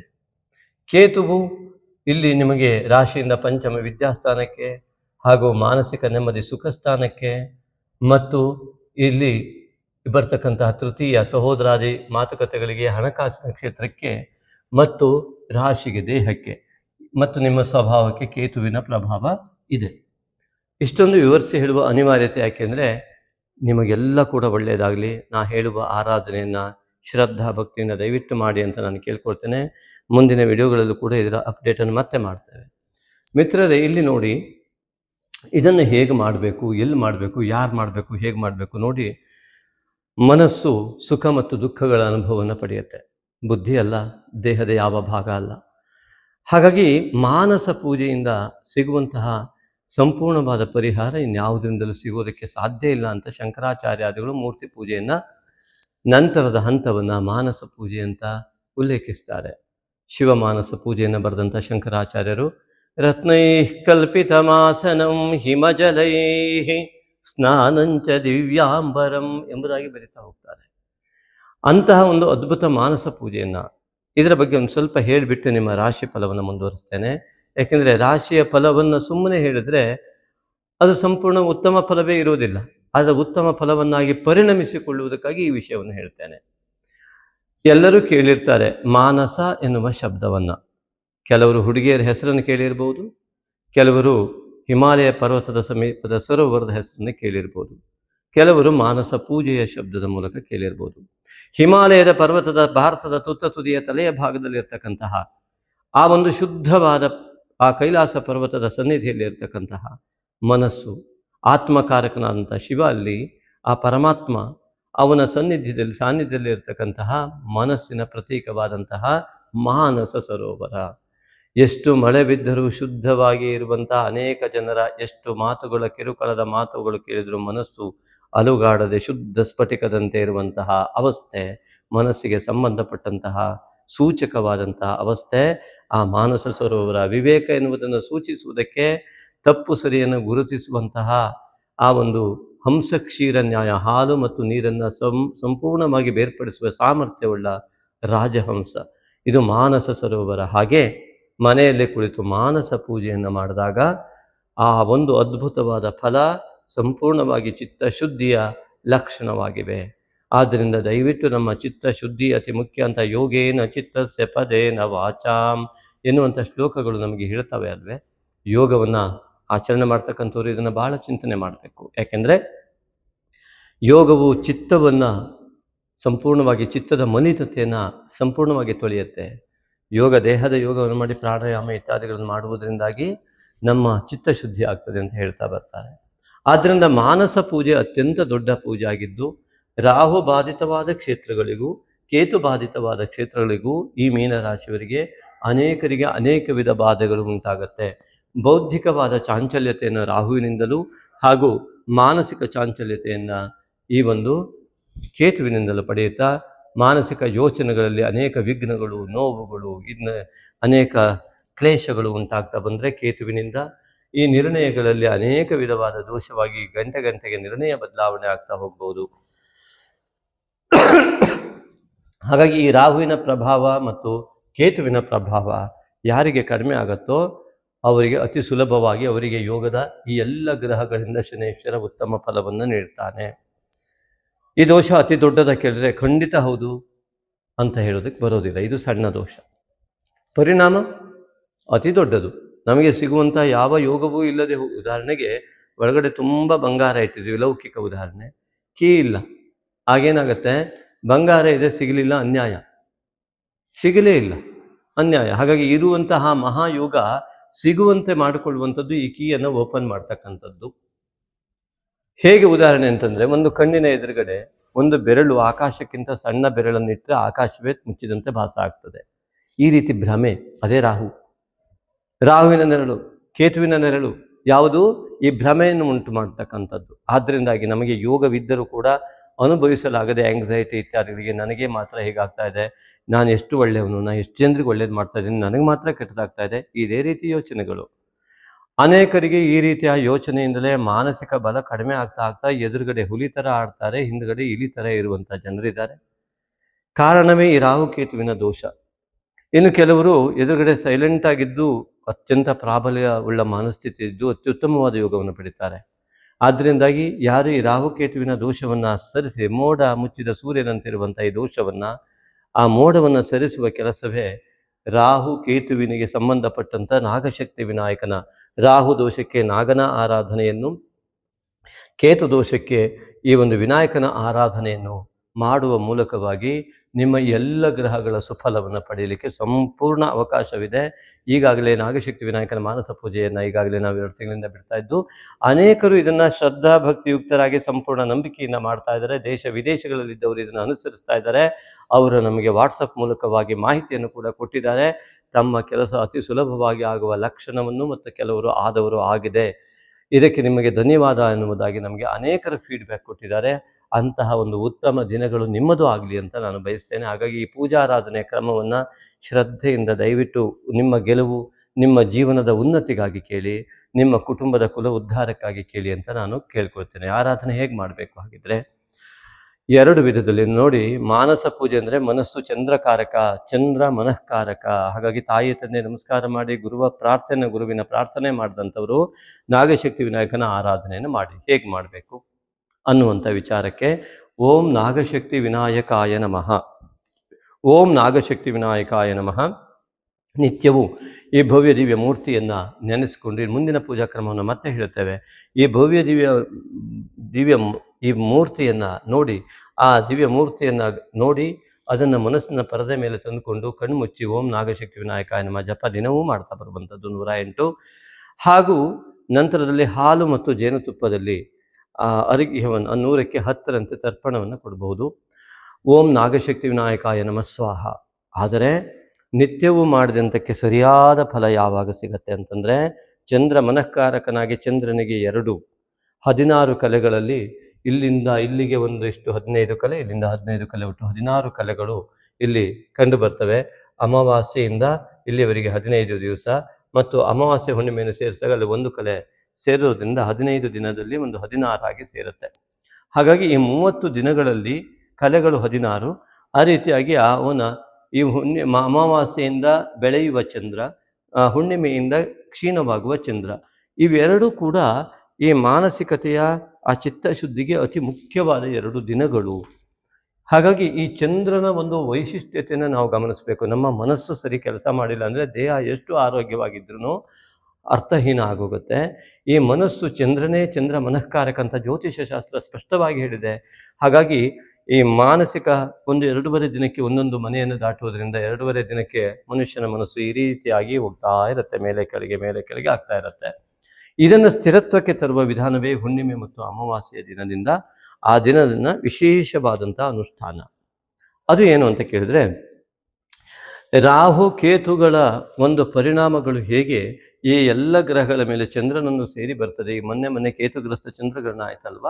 ಹಾಗಾಗಿ ಈ ರೀತಿಯಾದಂತಹ ಗ್ರಹಣಾದಿಗಳು ಹೇಗೆ ಘಟಿಸ್ತವೋ ಅದೇ ಥರ ಕೇತು ರಾಹುವಿನಿಂದ ಎಲ್ಲ ಗ್ರಹಗಳು ಮತ್ತು ನಿಮ್ಮ ಒಮ್ಮೆ ನೀವು ಮೀನರಾಶಿಯಲ್ಲೂ ಅಥವಾ ತುಲಾ ರಾಶಿಯಲ್ಲೂ ಹುಟ್ಟಿದ್ರಿ, ಯಾವುದೋ ರಾಶಿಯಲ್ಲಿ ಹುಟ್ಟಿದ್ರಿ, ಮೀನರಾಶಿಯವರಾಗಿದ್ರಿ, ಯಾವುದೋ ಲಗ್ನ ಇದೆ, ಆ ಲಗ್ನದಿಂದಲೂ ಕೂಡ ಇವು ಬಾಧಿತ. ಆ ಲಗ್ನದಿಂದ ಯಾವ್ಯಾವ ಬಾಧೆ ಆ ಬಾಧೆಯನ್ನು ಕೊಡ್ತಾ ಹೋಗ್ತವೆ. ಆದ್ದರಿಂದಾಗಿ ಇದರ ಸಂಪೂರ್ಣ ನಿವಾರಣೆ, ಎಲ್ಲ ಕಡೆ ಭ್ರಮೆ ಹುಟ್ಟಿಸೋದು, ಏನೂ ತೊಂದರೆ ಮಾಡಲ್ಲ. ರಾಹುಕೇತು ಯಾರಿಗೂ ಏನೂ ತೊಂದರೆ ಮಾಡೋದಿಲ್ಲ. ಆದರೆ ಅವು ನಮಗೆ ಸೂಚಿಸ್ತಾ ಇವೆ.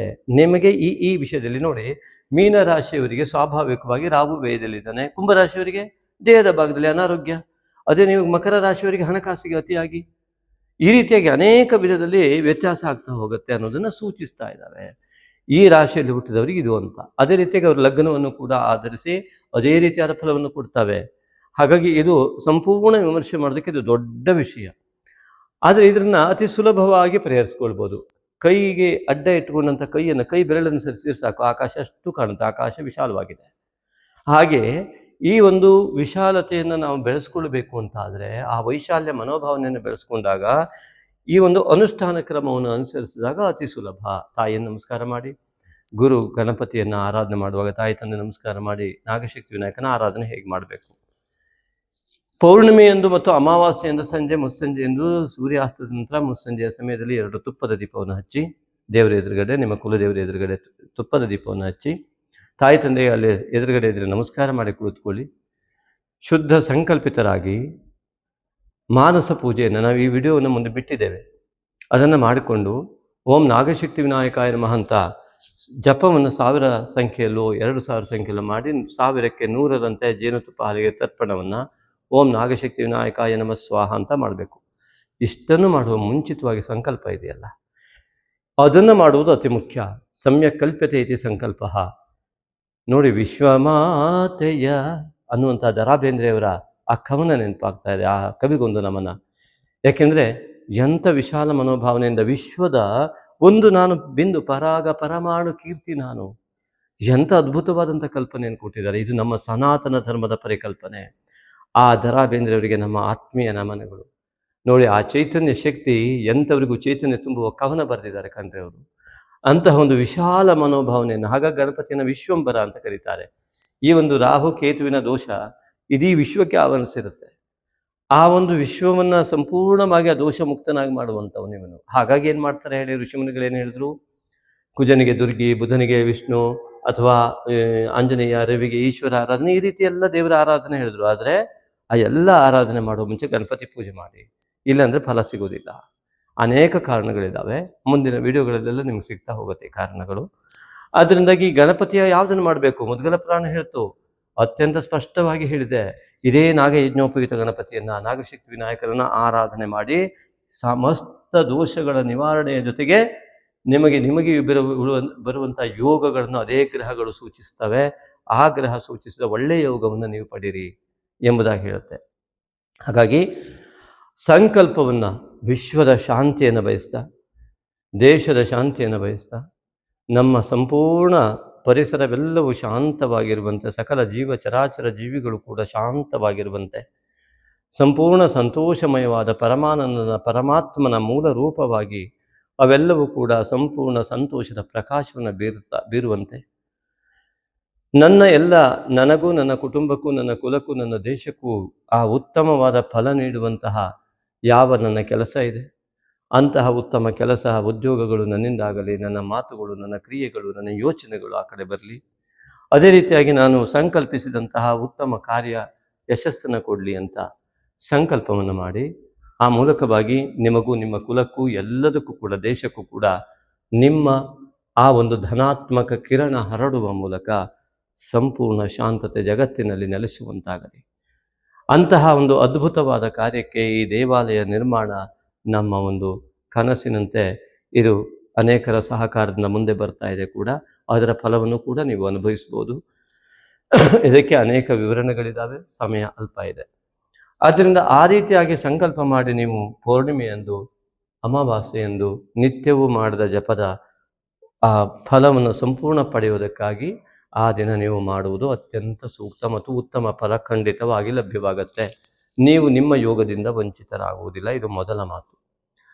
ಹಾಗೆಯೇ ಮೀನರಾಶಿಯವರಿಗೆ ಮೀನರಾಶಿಯಲ್ಲಿಯೇ ಇಷ್ಟೊಂದು ನೋಡಿ, ಎಷ್ಟೊತ್ತು ಹೇಳಿದರೂ ಸಾಕಾಗುವುದಿಲ್ಲ, ಅಷ್ಟೊಂದು ವಿಷಯಗಳು ಇಲ್ಲೇ ತುಂಬಿಟ್ಟಿದ್ದಾರೆ. ಇದಕ್ಕೆ ಇಲ್ಲಿ ಏನು ಮಾಡೋಣ ಅಂತಂದರೆ ನೋಡಿ, ಸಾಮಾನ್ಯವಾದ ಫಲವನ್ನು ಹೇಳ್ತೇನೆ, ಮತ್ತು ನಿಮ್ಮ ಜಾತಕಕ್ಕೆ ತಕ್ಕಂತೆ ಭಿನ್ನವಾಗತ್ತೆ ಅಲ್ವಾ. ಹಾಗಾಗಿ ಈ ಒಂದು ಮೀನರಾಶಿಯ ಅಧಿಪತಿ ಚತುರ್ಥದಲ್ಲಿ ಸುಖ ಸ್ಥಾನದಲ್ಲಿ ಕುಳಿತು ಅರ್ಧಾಷ್ಟಮದಲ್ಲಿ ಕುಳಿತಿದ್ದರಿಂದ ಅರ್ಧದಷ್ಟು ಪುಣ್ಯ ಫಲವನ್ನು ಕೊಡುವಂತಹ ಸ್ಥಿತಿಯಲ್ಲಿ ಇದ್ದಾನೆ. ಆದರೆ ಪರಿವರ್ತನಾ ಯೋಗ ಇದೆ. ಬುಧ ಗುರುವಿನ ಮನೆಯಲ್ಲೂ, ಗುರು ಬುಧನ ಮನೆಯಲ್ಲೂ ಕುಳಿತಿರುವಂಥದ್ದು. ಹಾಗಾಗಿ ಗುರುವು ಇಲ್ಲೇ ಇದ್ದು ಯಾವ ಫಲ ನೀಡಬೇಕೋ ಅಷ್ಟು ಫಲವನ್ನು ನಿಮಗೆ ನೀಡ್ತಾನೆ. ಬುಧನು ಇಲ್ಲಿದ್ದು ನೀಡುವ ಫಲವನ್ನು, ಸಪ್ತಮದಲ್ಲಿದ್ದ ನೀಡುವ ಫಲವನ್ನು ಕೂಡ ಬುಧನು ನೀಡ್ತಾನೆ ನಿಮಗೆ. ಹಾಗಾಗಿ ಈ ಸಂಪೂರ್ಣ ಫಲವನ್ನು ನಿಮ್ಮ ಅನುಷ್ಠಾನದಿಂದಲೇ ನೀವು ಪಡಿಬೇಕಾಗತ್ತೆ, ನಿಮ್ಮ ಯೋಚನೆಯಿಂದಲೇ ನೀವು ಪಡಿಬೇಕಾಗತ್ತೆ. ಬುಧ ಚಂದ್ರಪುತ್ರೋ ಮಹಾದ್ಯುತಿ. ಯೋಚನೆಗಳು, ಚಂದ್ರ ಮನಃಕಾರಕ, ಮನಸ್ಸು ಯೋಚನೆಯನ್ನು ಸೃಷ್ಟಿ ಮಾಡ್ತಾ ಬರುತ್ತೆ. 100 ಯೋಚನೆ ಮಾಡಿ ಯಾವುದೋ ಒಂದು ನಿರ್ಧಾರವನ್ನು ತೆಗೆದುಕೊಳ್ತೇವೆ. ಅದು ಬುದ್ಧಿಶಕ್ತಿಯಿಂದ, ವಿವೇಕದಿಂದ, ಯಾವುದು ಸರಿ ಯಾವುದು ತಪ್ಪು ಎಂಬುದಾಗಿ. ಅದು ನಮ್ಮ ಸಂಸ್ಕಾರಯುಕ್ತವಾದ ಜ್ಞಾನದಿಂದ, ಅದು ಗುರು. ಹಾಗಾಗಿ ಈ ಬುಧ ಬುದ್ಧಿಕಾರಕನಾಗಿ, ಚಂದ್ರ ಮನಃಕಾರಕನಾಗಿ, ಗುರುವ ಜ್ಞಾನಕಾರಕನಾಗಿರುವುದರಿಂದ ನಮ್ಮ ನಿತ್ಯದ ಪ್ರಕ್ರಿಯೆಯಲ್ಲಿ ಈ 3 ಗ್ರಹಗಳು ಅತ್ಯಂತ ಪ್ರಬಲವಾಗಿ ಕೆಲಸ ಮಾಡ್ತಾ ಇರ್ತವೆ. ಚಂದ್ರನ ಯೋಚನೆಗಳಿಂದ, ಮನಸ್ಸಿನ ಯೋಚನೆಗಳಿಂದ ಒಂದು ನಿರ್ಣಯ ಹುಟ್ಟುತ್ತೆ ಬುದ್ಧಿಶಕ್ತಿಯಿಂದ, ಅದೇ ಬುಧ ಗ್ರಹ. ಹಾಗಾಗಿ ಚಂದ್ರ ಪುತ್ರ. ಹಾಗಾಗಿ ಚಂದ್ರನನ್ನು ನವಗ್ರಹ ದೇವಸ್ಥಾನದಲ್ಲಿ ನೋಡಿ, ಅಗ್ನಿ ಮೂಲೆಯಲ್ಲಿ ಮತ್ತು ಈಶಾನ್ಯ ಮೂಲೆಯಲ್ಲಿ ಬುಧ, ಅಗ್ನಿ ಮೂಲೆಯಲ್ಲಿ ಚಂದ್ರ. ಪಂಚೇಂದ್ರಿಯಗಳಿಂದ ಮೊದಲು ಯೋಚನೆಗಳು. ಪಂಚೇಂದ್ರಿಯವೇ ಶುಕ್ರ. ಪಂಚಕೋಣವನ್ನು ಅಲ್ಲಿ ರಾಕ್ಷಸ ಗುರು ಶುಕ್ರ ಬ್ರಾಹ್ಮಣ ಅಂತ ಹೇಳ್ತಾರೆ. ಅದ್ರ ಬಗ್ಗೆ ವಿವರಣೆ ಕೊಡೋಣ. ಈ ರೀತಿಯಾಗಿ ಅಲ್ಲಿ ಸ್ಥಾಪನೆ ಮಾಡ್ತಾರೆ. ಇದರ ಜೊತೆಗೆ ಅತಿ ಮುಖ್ಯವಾಗಿ ಪ್ರತಿಯೊಬ್ಬರು ಗಮನಿಸಲೇಬೇಕಾಗಿದ್ದು, ಬೃಹತ್ ಜಾತಕದಲ್ಲಿ ರಾಹುಕೇತುವಿನ ಉಲ್ಲೇಖ ಇಲ್ಲ, ಪೂಜಾರಾಧನೆಯಲ್ಲಿ ಉಲ್ಲೇಖ ಇದೆ. ಹೇಗೆ ಸ್ಥಾಪನೆ ಮಾಡ್ತಾರೆ? ಪೂಜಾರಾಧನೆಯಲ್ಲಿ ಈ ಒಂದು ಚಂದ್ರನ ವಿರುದ್ಧ ದಿಕ್ಕಿನಲ್ಲಿ ಚಂದ್ರನನ್ನು ಅಗ್ನಿಮೂಲೆಯಲ್ಲೂ ಮತ್ತು ಈ ಒಂದು ಕೇತುವನ್ನು ವಾಯುವ್ಯ ಮೂಲೆಯಲ್ಲೂ ವಿರುದ್ಧ ದಿಕ್ಕಿನಲ್ಲಿ ಸ್ಥಾಪನೆ ಮಾಡ್ತಾರೆ. ಯಾಕೆಂದರೆ ಮನಸ್ಸನ್ನು ಕೆಡಿಸೋದೇ ಕೇತು, ಬುದ್ಧಿಯನ್ನು ಕೆಡಿಸೋದು ರಾಹು. ಈಶಾನ್ಯ ದಿಕ್ಕಿನಲ್ಲಿ ಬುಧ, ನೈಋತ್ಯ ದಿಕ್ಕಿನಲ್ಲಿ ರಾಹು.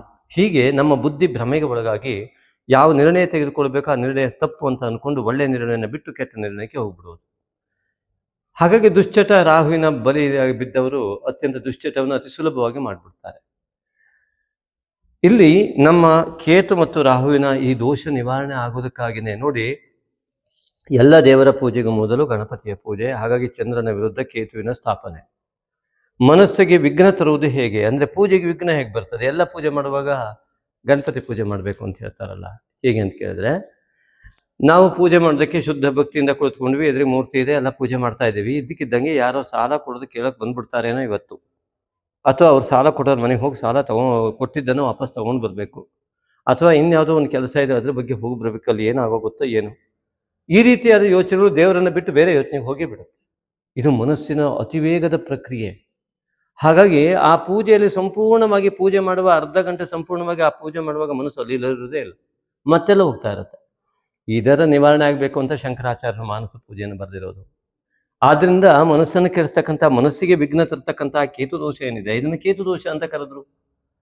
ಮನಸ್ಸಿಗೆ ವಿಘ್ನ ತರುವಂತಹ ಯಾವ ದೋಷ ಇದೆ ಅದನ್ನ ನಾಗಶಕ್ತಿ ವಿನಾಯಕನ ಆರಾಧನೆಯನ್ನು ಮಾಡೋದ್ರಿಂದ ಬುದ್ಧಿಯ ಮತ್ತು ಮನಸ್ಸಿನ ದೋಷಗಳ ನಿವಾರಣೆ ಮಾಡ್ತದೆ. ಹಾಗಾಗಿ ನಾಗಶಕ್ತಿ ವಿನಾಯಕನ ಆರಾಧನೆಯನ್ನು ಶ್ರದ್ಧಾ ಭಕ್ತಿಯಿಂದ ಸಂಪೂರ್ಣ ನಂಬಿಕೆಯಿಂದ ಮಾಡಿದಾಗ ಆ ವ್ಯಕ್ತಿಗಳಿಗೆ ಖಂಡಿತವಾಗಿಯೂ ಸಂಪೂರ್ಣ ಉತ್ತಮ ಫಲ ಸಿಗುವುದು ಯಾವುದೇ ಸಂದೇಹ ಇಲ್ಲ ಮಿತ್ರರೇ. ಇನ್ನು ನೋಡಿ, ಮೀನರಾಶಿಯ ಅಧಿಪತಿಯು ಆ ಪರಿವರ್ತನೆ ಯೋಗದ ಜೊತೆಗಿದ್ರೆ ಮೀನರಾಶಿಯಲ್ಲಿ ರೋಗಾಧಿಪತಿಯಾಗಿಯೂ ಮತ್ತು ರೋಗ ಕಾರಕತ್ವ ನೋಡಿ ಎಷ್ಟು ವಿಚಿತ್ರ ಇದೆ ಅಂದರೆ, ಹೇಗೆ ಎರಡು ಫಲ ಬರ್ತದೆ ಅಂತ ನೀವು ಚಿಂತೆ ಮಾಡ್ಬೋದಲ್ವಾ. ಈಗ ನೋಡಿ ಹೇಳ್ತೇನೆ, ರವಿ ಅನ್ನೋನು ಆರೋಗ್ಯಂ ಭಾಸ್ಕರಾದಿಚ್ಛೇತ್ ಅಂತೇಳಿ ಇದೇ ಜ್ಯೋತಿಷ್ಯ ಶಾಸ್ತ್ರ ಹೇಳುತ್ತೆ. ಆದ್ದರಿಂದ ನಿಮಗೆ ಆರೋಗ್ಯ ಬೇಕಿದ್ದು ಕಾಮನ್ ಸೆನ್ಸ್, ಸಾಮಾನ್ಯ ಜ್ಞಾನ. ರವಿ ಉದಯ ಆದರೆ ಎಲ್ಲರಿಗೂ ಆರೋಗ್ಯ ಇರ್ತದೆ, B12 ಇರುತ್ತೆ, ಡಿ ವಿಟಮಿನ್ ಇರುತ್ತೆ, ಎಲ್ಲ ಇರುತ್ತೆ. ಆ ರವಿ ಉದಯ ಆಗದಿದ್ರೆ ಯಾವ ಸಸ್ಯದಲ್ಲ ಆ ವಿಟಮಿನೇ ಬರೋದಿಲ್ಲ. ಇದ್ದಿದ್ರಿಂದಲೇ ನಮ್ಮ ದೇಹ ಈ ಥರ ಇದೆ. ಹಾಗಾಗಿ ರವಿ ಆರೋಗ್ಯಂ ಭಾಸ್ಕರಾದಿಚ್ಛೇತ್, ಉಷ್ಣತತ್ವ ದೇಹದಲ್ಲಿ ಬೇಕಲ್ವಾ. ಉಷ್ಣತತ್ವ ಇಲ್ಲ ಶೀತಲ ತತ್ವ ಆಗ್ಬಿಟ್ರೆ ದೇಹ ವ್ಯರ್ಥ ಆಗೋಗುತ್ತೆ, ಅರ್ಥ ಆಯ್ತಲ್ವಾ. ಹಾಗಾಗಿ ಸಂಪೂರ್ಣ ವ್ಯರ್ಥವಾಗೋದ್ರೆ ಹೋಯ್ತು ಅಂತ ಅರ್ಥ. ಶೀತಲತ್ವ ಸಂಪೂರ್ಣ ಬಾಡಿ ಕೋಲ್ಡ್ ಆದರೆ ಏನಾಯ್ತು, ಮುಗೀತು ಕತೆ. ಹಾಗಾಗಿ ಈ ರವಿ ಆರೋಗ್ಯಕಾರಕ, ಆದರೆ ಮೀನರಾಶಿಯವರಿಗೆ ರೋಗಕಾರಕ. ಹೇಗೆ ಇದು? ಹಾಗಾದ್ರೆ ಅವರಿಗೆ ಮೀನರಾಶಿಯಲ್ಲಿ ಸೂರ್ಯ ಹುಟ್ಟಿದ್ರೆ ಆಗುದಿಲ್ವಾ? ಆ ರೀತಿ ಅಲ್ಲ, ಇದನ್ನೇ ಹೇಳೋದು. ಯಾವ ವ್ಯಕ್ತಿಗೆ ರೋಗ ಬರುತ್ತೆ, ಯಾವ ವ್ಯಕ್ತಿಗೆ ರೋಗ ಬರೋದಿಲ್ಲ, ನಿರ್ಣಯ ಆ ವ್ಯಕ್ತಿಯ ಮೇಲೆ ಅವಲಂಬಿತ ಆಗಿದೆ, ಅವನ ದೇಹದ ಸ್ಥಿತಿಯ ಮೇಲೆ ಅವಲಂಬಿತ ಆಗಿದೆ. ಆ ಒಂದು ರವಿ, ಈ ಆರೋಗ್ಯಕಾರಕನಾದ ರವಿ ಮೀನರಾಶಿಯವರಿಗೆ ಇದ್ದಿದ್ದರಿಂದ ಆರೋಗ್ಯಕಾರಕನಾದ ರವಿಯ ಫಲವನ್ನು ಪಡೆದ್ರೆ ಅತ್ಯುತ್ತಮ ಆರೋಗ್ಯ. ರೋಗಕಾರಕನ ಸ್ಥಾನವನ್ನು ತುಂಬ ಪಡೆದ್ರೆ ಅವನು ಅತ್ಯಂತ ರೋಗಿ. ಅಂದರೆ ಪಿತೃಕಾರಕನಾದ ರವಿಯು ಈ ಜೆನೆಟಿಕ್ ಪ್ರಾಬ್ಲಮ್ ಬಂದವರಿಗೆ ಈ ಒಂದು ಮೀನರಾಶಿಯವರಿಗೆ ರೋಗವನ್ನು ಕಾರಕ ಉಂಟು ಮಾಡ್ಬೋದು. ಪೂರ್ವಜನ್ಮದ ದೋಷದಿಂದ ಪಿತೃದೋಷಾವಧಿಗಳು ಮತ್ತು ಈ ರವಿಗ್ರಹದಿಂದ ಬರುವಂತಹ ದೋಷಗಳನ್ನು ಹೊತ್ತು ರೋಗಸ್ಥಾನದಲ್ಲಿ ಇದ್ದಂಥ ಜಾತಕ ಇದ್ದವರಿಗೆ, ತಂದೆಗೆ ವಿರುದ್ಧವಾದ ದಿಕ್ಕಿನಲ್ಲಿ ಮಾತನಾಡ್ತಾ ಇದ್ದವರಿಗೆ, ಅಥವಾ ತಂದೆಯ ಕಡೆಯಿಂದ ಬಂದ ರೋಗ ಅವರಿಗೆ ಬರೋದಿದ್ರೆ, ಜೆನೆಟಿಕ್ ಪ್ರಾಬ್ಲಮ್ಗಳು ಬಂದರೆ ಅದು ಅವರಿಗೆ ಅದು ಸಿಗ್ತದೆ. ಇದೇ ಚೈತ್ರ ಮಾಸದಲ್ಲೂ ಸಿಗ್ಬೋದು. ಹಾಗಾಗಿ ಎಚ್ಚರಿಕೆ ಬೇಕು. ಅದಕ್ಕಾಗಿ ಹೇಳಿದ್ದು, ಇದರ ಒಂದು ಜ್ಞಾನ ಸಿಗಬೇಕು ಅಂತಾದರೆ, ನಮ್ಮ ಬಗ್ಗೆ ನಾವು ಆ ಜ್ಞಾನವನ್ನು ಬೆಳೆಸ್ಕೊಳ್ಬೇಕು ಅಂದರೆ ನಾಗಶಕ್ತಿ ವಿನಾಯಕನ ಆರಾಧನೆಯಿಂದ ಎಲ್ಲ ಭ್ರಮೆಯಿಂದ ಹೊರಬಂದು ನಮಗೆ ಸರಿಯಾದ ಮಾರ್ಗದರ್ಶನ, ನಮಗೇನು ಬೇಕೋ ಅದು ಸಿಗ್ತಾ ಹೋಗುತ್ತೆ. ಗುರುವಿನ ಒಂದು ಮಾರ್ಗದರ್ಶನ ಅದಕ್ಕೋಸ್ಕರ ಬೇಕು. ಹಾಗಾಗಿ ಯಾವುದೇ ಅನಾರೋಗ್ಯ ಆದರೂ ಕೂಡ, ಹಾಗಾಗಿ ಹೇಳಿದ್ದು, ಇದು ರವಿ ಇಲ್ಲಿ ಆರೋಗ್ಯವನ್ನು ಸೂಚಿಸ್ತಾನೆ ಮತ್ತು ಅನಾರೋಗ್ಯವನ್ನು ಸೂಚಿಸ್ತಾ ಇದ್ದಾನೆ. ಈ ಮೀನರಾಶಿಯವರಿಗೆ ಯಾವ್ದು ಸಿಗ್ತದೆ? ಹಾಗಿದ್ರೆ ಆ ವ್ಯಕ್ತಿಗಳ ಮೇಲೆ ಅವಲಂಬಿತವಾಗಿ ಸಿಗ್ತದೆ ಅನ್ನುವುದೇ ಸತ್ಯ. ಆದ್ದರಿಂದ ಇದನ್ನು ನಾವು ಸ್ವಲ್ಪ ಅರ್ಥೈಸಿಕೊಂಡು ನಾಗಶಕ್ತಿ ವಿನಾಯಕನ ಆರಾಧನೆಯನ್ನು ಮಾಡ್ತಾ ಬಂದರೆ, ಈ ಒಂದು ಶಿವನ ಆರಾಧನೆಯನ್ನು ಮಾಡ್ತಾ ಬಂದರೆ, ಓಂ ನಮಃ ಶಿವಾಯ ಇತ್ಯಾದಿಗಳನ್ನು ಮಾಡ್ತಾ ಬಂದರೆ ಅನಾರೋಗ್ಯ ಸರಿಯಾಗ್ತಾ ಬರುತ್ತೆ. ಅದೇ ರೀತಿಯಾಗಿ ಮೀನರಾಶಿಗೆ ದ್ವಿತೀಯಾದಿ ಸ್ಥಾನದಲ್ಲಿ ಹೋಗಿ ರವಿ ಉಚ್ಚ ಸ್ಥಾನಕ್ಕೆ ಬಂದ. ರವಿ ಉಚ್ಚ ಸ್ಥಾನಕ್ಕೆ ಬಂದಾಗೆ ರೋಗ ಉಚ್ಚ ಸ್ಥಾನಕ್ಕೆ ಹೋಗ್ತದೆ ಅಂತ ಅರ್ಥವಾ? ಕೆಲವರಿಗೆ ಉಲ್ಬಣ ಆಗಬಹುದು, ಆ ದೋಷದ ಪಾಪಾಂಶ ಅಥವಾ ತಂದೆ ತಾಯಿ ವಿರುದ್ಧ ಇದ್ದವರಿಗೆ ಜಾಸ್ತಿ ಆಗಬಹುದು, ಸಾಧ್ಯತೆ ಖಂಡಿತವಾಗಿಯೂ ಇದೆ. ನಮಗೆ ಅನೇಕ ಘಟನೆಗಳು ಘಟಿಸಿದ್ದಿದೆ, ಅದು ಇದಕ್ಕೆ ಸಮಯ ಅಲ್ಲ. ಆದ್ದರಿಂದಾಗಿ ತಂದೆ ತಾಯಿಯನ್ನು ಗೌರವಿಸ್ತಾ ಉತ್ತಮವಾದ ದ್ವಿತೀಯದ ಸ್ಥಾನದಲ್ಲಿ ಪಿತೃಗಳ ಆಸ್ತಿ ಅಥವಾ ತಂದೆಯಿಂದ ಆಗುವ ಅನುಕೂಲ ಇವೆಲ್ಲವನ್ನು ಪಡೆಯಿರಿ. ಜೊತೆಗೆ ರವಿ ಉಚ್ಚ ಸ್ಥಾನದಲ್ಲಿ ದ್ವಿತೀಯದಲ್ಲಿದ್ದು ಹಣಕಾಸಿನ ಸಹಕಾರ ಎಲ್ಲ ಕಡೆಯಿಂದ ಸಿಗುವ ಯೋಗ, ಸಾಲ ಬಾಧೆ ತೀರುವ ಯೋಗ, ಅದೇ ರೀತಿಯಾಗಿ ಹಣಕಾಸಿನ ಅತ್ಯುನ್ನತವಾದಂತಹ ವ್ಯವಸ್ಥೆ ಮತ್ತು ಕೌಟುಂಬಿಕವಾದ ಸಹಕಾರ ಇವೆಲ್ಲವೂ ಕೂಡ ಲಭ್ಯವಾಗುವ ಯೋಗ ಇದೆ. ಇದನ್ನು ಪಡೆಯುವುದು ನಿಮಗೆ ಬಿಟ್ಟಿರುವಂಥದ್ದು. ಅದಕ್ಕಾಗಿ ನಾಗಶಕ್ತಿ ವಿನಾಯಕನ ಆರಾಧನೆ ಭಕ್ತಿಪೂರ್ವಕವಾಗಿ ಮಾಡಿ ಮಿತ್ರರೇ. ಖಂಡಿತವಾಗಿಯೂ ಕೇತುಬಾಧಿತವಾದ ರವಿಯಿಂದ ನಿಮಗೆ ಅಂತಹ ಯೋಗ ಸಿಗದೇ ಇದ್ದರೆ ಸರಿಯಾಗ್ತದೆ. ಆದರೆ ತಾಯಿ ತಂದೆಯಲ್ಲಿ ಸಂಪೂರ್ಣವಾಗಿ ಗೌರವದಿಂದ ನೋಡ್ತಾ ಬನ್ನಿ. ಆಗ ಈ ಫಲ ರಾಹು ಕೇತುವಿನ ದೋಷದ ನಿವಾರಣೆಗೆ ಮಾಡಿದ ನಾಗಶಕ್ತಿ ವಿನಾಯಕನ ಆರಾಧನೆ ಫಲ ಖಂಡಿತವಾಗಿ ನಿಮಗೆ ಸಿಗ್ತದೆ. ತಾಯಿ ತಂದೆಗೆ ವಿರುದ್ಧವಾಗಿದ್ದು ಈ ಆರಾಧನೆ ಮಾಡಿದ್ರೆ ಖಂಡಿತವಾಗಿ ಏನೂ ಸಿಗುವುದಿಲ್ಲ ಮಿತ್ರರೇ. ಆದ್ದರಿಂದಾಗಿ ರಾಹು ಕೇತುವಿನ ಪ್ರಭಾವ ಇಲ್ಲದಿದ್ದರೆ ಈ ಜಗತ್ತಿನಲ್ಲಿ ಜನ ಯಾವ ರೀತಿ ಮಾಡ್ತಾ ಇದ್ರು ಗೊತ್ತಿಲ್ಲ. ಹಾಗಾಗಿ ಅಂತಹ ರಾಹು ಕೇತುವಿನ ಪ್ರಭಾವ ಜಗತ್ತನ್ನು ಸರಿ ಇಡುವುದಕ್ಕೆ ಮೂಲ ಕಾರಣವೂ ಕೂಡ ಹೌದು, ಜಗತ್ತಿಗೆ ಭ್ರಮೆಯನ್ನು ಉಂಟು ಮಾಡ್ತಕ್ಕಂಥ ವ್ಯವಸ್ಥೆ ಕೂಡ ಹೌದು. ಆದ್ದರಿಂದ ಇನ್ನು 2ನೇ ಮನೆಯ ಅಧಿಪತಿ ಕುಜ ರಾಹುವಿನಿಂದ ಮುಕ್ತನಾಗಿ ಇಲ್ಲಿ ಬಂದು ಸೇರ್ಕೊಳ್ತಾನೆ. 12ನೇ ಮನೆಯ ಅಧಿಪತಿ ಇತ್ಯಾದಿಗಳ ಜೊತೆಗಿದೆ ದೊಡ್ಡ ವಿಮರ್ಶೆ. ಕುಜನು ದ್ವಿತೀಯಾಧಿಪತಿಯಾಗಿಯೂ ಮತ್ತು ಭಾಗ್ಯಾಧಿಪತಿಯಾಗಿಯೂ ರಾಶಿಯನ್ನು ಪ್ರವೇಶ ಮಾಡೋದು ಆ ಭಾಗ್ಯದ ಫಲವನ್ನು, ಕುಲದೇವತಾ ಆರಾಧನೆಯ ಫಲವನ್ನು ಪಡೆಯುವಂಥ ಮಹಾಯೋಗ ಇರುವಂಥ ಸಮಯ. ಭೂಮಿ ಬಂಗಾರ ಯೋಗಗಳು ಮತ್ತು ಕುಟುಂಬದ ಸಹಕಾರ ಇತ್ಯಾದಿಗಳು ಅತಿ ಉತ್ತಮವಾದಂತಹ ಯೋಗಗಳು, ವಿವಾಹದಲ್ಲಿ ಅತ್ಯುತ್ತಮವಾದ ಯೋಗಗಳು ಎಲ್ಲವೂ ಕೂಡ ಇದ್ದರೂ ಕೂಡ ಶನಿ ಕುಜನ ಯುತಿಯಿಂದ ಅನೇಕರಿಗೆ ಆಪರೇಷನ್ ಆಗ್ಬೋದು, ರಕ್ತಪಾತಗಳಾಗ್ಬೋದು. ಹಾಗಾಗಿ ದಯವಿಟ್ಟು ತಲೆಯ ಭಾಗದ ಅಧಿಪತಿಯಾದಂಥ ಕುಜ ಕಾಲಿನ ಭಾಗದ ಪ್ರವೇಶ ಮಾಡಿದ್ದಾನೆ. ಜಾರಿ ಬೀಳುವುದು, ಆಕ್ಸಿಡೆಂಟ್ ಆಗ್ತಕ್ಕಂಥದ್ದು, ಶನಿ ಕುಜನಿಂದ ಶಸ್ತ್ರಚಿಕಿತ್ಸಾ ಯೋಗ ಮತ್ತು ಕೆಲವರಿಗೆ ಆಕ್ಸಿಡೆಂಟ್ ಯೋಗಗಳು. ಹೆಲ್ಮೆಟ್ ಇಟ್ಟು ಹಾಕ್ಕೊಂಡೇ ದಯವಿಟ್ಟು ಗಾಡಿ ಓಡಿಸಿ, ಯಾವುದೇ ಕಾರಣಕ್ಕೂ ಕೂಡ ಮರಿಬೇಡಿ. ಮೀನರಾಶಿಯವರು ನಿಮ್ಮ ಜಾತಕದಲ್ಲಿ ಯಾವ ಗ್ರಹದ ಪ್ರಭಾವ ಇದೆ ಅನ್ನೋದರ ಮೇಲೆ ಅವಲಂಬಿತವಾಗಿ ಆ ದೋಷಗಳು ನಿಮ್ಮನ್ನು ಕಾಡ್ತವೆ. ಅದನ್ನು ಸರಿಯಾಗಿ ಪರಿಶೀಲನೆ ಮಾಡಿಕೊಳ್ಳಿ. ಆದರೆ ನಾಗಶಕ್ತಿ ವಿನಾಯಕನ ಆರಾಧನೆ ಮಾಡೋದ್ರಿಂದ ಅಂತಹ ಕಂಟಕ ಪ್ರಮಾಣಗಳು ಕೂಡ ಕಡಿಮೆ ಆಗ್ತವೆ. ಮಾಟಮಂತ್ರಾದಿ ದೋಷಗಳ ನಿವಾರಣೆ ಆಗ್ತಾ ಬರ್ತದೆ. ಅನೇಕ ವಿಧವಾದ ರಾಹುವಿಂದ ನೋಡಿ ಕೆಲವರಿಗೆ ಅಭಾಷಣ ಆಗತ್ತೆ. ಅಂತಹ ಒಂದು ಸಂದರ್ಭದಲ್ಲೂ ನಾಗಶಕ್ತಿ ವಿನಾಯಕನ ಆರಾಧನೆಯನ್ನು ಭಕ್ತಿಪೂರ್ವಕವಾಗಿ ಮಾನಸ ಪೂಜೆಯನ್ನು ಮಾಡ್ತಾ ಬರುವ ಗರ್ಭಿಣಿಯರಿಗೂ ಕೂಡ ಉತ್ತಮವಾದ ಆರೋಗ್ಯಕರ ಮಗು ಹುಟ್ಟೋದಕ್ಕೆ ಸಹಾಯ ಆಗುತ್ತೆ. ಇದೇ ರೀತಿಯಾಗಿ ಕುಜ ಗರ್ಭಕೋಶದ ಅಧಿಕಾರಿಯೂ ಕೂಡ ಆಗಿದ್ದರಿಂದಾಗಿ ಕೆಲವರು ಅತ್ಯಂತ ಎಚ್ಚರಿಕೆಯನ್ನು ವೈದ್ಯರ ಮೂಲಕ ಸರಿಯಾದ ಸಲಹೆಯನ್ನು ಪಡೆದುಕೊಳ್ಳೋದು ತುಂಬ ಮುಖ್ಯವಾಗಿದೆ. ಇನ್ನು ಅನೇಕ ವಿಷಯಗಳಿದೆ. ಇನ್ನು ನೋಡಿ, ಬುಧ ಇಲ್ಲೇ ಇದ್ದಾನೆ, ಸಪ್ತಮಾಧಿಪತಿಯಾಗಿ ಇಲ್ಲೇ ಇದ್ದು ಸಪ್ತಮದಲ್ಲಿ ಪೌರ್ಣಿಮೆ ಆಗಿದ್ದು ನಿಮ್ಮ ಮನಸ್ಸು ಅತ್ಯಂತ ಉಲ್ಲಸಿತವಾಗುವಂಥದ್ದು. ಈ ಪ್ರೇಮಗಳಲ್ಲಿ ಅತ್ಯುತ್ತಮವಾದ ಯೋಗಗಳು ಎಲ್ಲವೂ ಕಂಡು ಬಂದರೂ ಕೂಡ ಗಂಡ ಹೆಂಡತಿ ಮಧ್ಯದಲ್ಲಿ ವಿಚ್ಛೇದನಕ್ಕೆ ಹೋಗುವ ಲಕ್ಷಣಗಳು ಕೂಡ ಇದೆ. ಯಾರು ಗಂಡ ಹೆಂಡತಿ ಮಧ್ಯೆ ಜಗಳ ಮಾಡ್ತಾ ಇದ್ದಾರೋ, ಅದೇ ಕುಜ ದೋಷವನ್ನು ಅನುಭವಿಸ್ತಾ ಇದ್ದಾರೋ, ಆಗ ಶನಿ ಕುಜ ಯುತಿ ಬಂದಾಗ ವಿಚ್ಛೇದನಕ್ಕೆ ಹೋಗ್ತಾರೆ. ಅದೇ ಶನಿ ಕುಜ ಯುತಿ ಬಂದಾಗ ಯಾವ ಗಂಡ ಹೆಂಡತಿಯಲ್ಲಿ ಸಾಮರಸ್ಯತೆಯಿಂದ ಪರಸ್ಪರ ಅರ್ಥೈಸಿಕೊಂಡು ಒಬ್ಬರು ಸಿಟ್ಟಾಗದಂತೆ ಸಮಾಧಾನ ಚಿತ್ತರಾಗಿ ಇರುವುದಕ್ಕಾಗಿ ನಾಗಶಕ್ತಿ ವಿನಾಯಕ ಆರಾಧನೆ ಮಾಡಿ. ಇಲ್ಲ ಅಂದರೆ ನಿಮ್ಮ ಸಂಸಾರ ಸರಿ ಇರುವುದಕ್ಕೆ ತೊಂದರೆ ಆಗುವಂಥ ಲಕ್ಷಣ ಇದ್ದರೆ ತಕ್ಷಣವೇ ಆ ಸಹನೆಯನ್ನು ರೂಢಿಸಿಕೊಳ್ಳಿ. ಹಾಗೂ ಅನೇಕ ಗುರು ಮಾರ್ಗದರ್ಶನವನ್ನು ದಯವಿಟ್ಟು ಪಡೆಯಿರಿ. ನಿಮ್ಮ ಜಾತಕಾದಿ ದೋಷಗಳಿದೆ ಅಂದರೆ ಎಷ್ಟೋ ಜನ ಹೇಳ್ತಾರೆ, ಏನು ಮಾಡೋದು, ನನ್ನ ಹಣೆ ಬರ ಜಾತಕದ ದೋಷ, ನಾವು ಹುಟ್ಟಿದ್ದೆ ಹಾಗೆ ಇತ್ಯಾದಿಗಳೆಲ್ಲ ತಪ್ಪು ವಾಕ್ಯಗಳು. ಯಾಕೆಂತಂದರೆ ನಾವು ಹುಟ್ಟುವುದು ಅದು ಹೇಗೆ ಹುಟ್ಟಿರ್ತೇವೆ ಸತ್ಯವೇ, ಅದನ್ನು ಸರಿ ಮಾಡಿಕೊಡೋದು ನಮ್ಮದೇ ಕರ್ತವ್ಯ. ಒಬ್ಬ ಬಂದು ಹೇಳಿದ್ದ, ಎಷ್ಟು ದೊಡ್ಡವನು, 35 ವರ್ಷ ಆದಂಥ ವ್ಯಕ್ತಿ ಹೇಳ್ತಾನೆ ತಾಯಿ ತಂದೆ ಜೊತೆಗೆ, ನಾನು ಏನೋ ಓದಬೇಕು ಅಂತ ಅಂದ್ಕೊಂಡಿದ್ದೆ, ನೀವೇನೋ ಓದಿಸ್ಬಿಟ್ರಿ, ನನ್ನ ಜೀವನ ನೀವು ಹಾಳು ಮಾಡಿಬಿಟ್ರಿ ಅಂತ. ಎಷ್ಟು ದೊಡ್ಡ ಆಪಾದನೆಯನ್ನು ಮಾಡ್ತಾ ಇದ್ದಾನೆ ಅಪ್ಪ ಅಮ್ಮನಿಗೆ ಅವನು. ನೋಡಿದಾಗ ನನಗೂ ಆಶ್ಚರ್ಯ ಆಯಿತು, ನನ್ನ ಎದುರಿಗೆ ಆಪಾದನೆಯನ್ನು ಮಾಡ್ದ. ಆಗ ಒಂದು ಮಾತು ಕೇಳಿದೆ, ಈಗಲಾದರೂ ಒಪ್ಕೋತೀಯ ನೀನು ಅಂತ. ಏನು ಅಂತ ಕೇಳಿದೆ.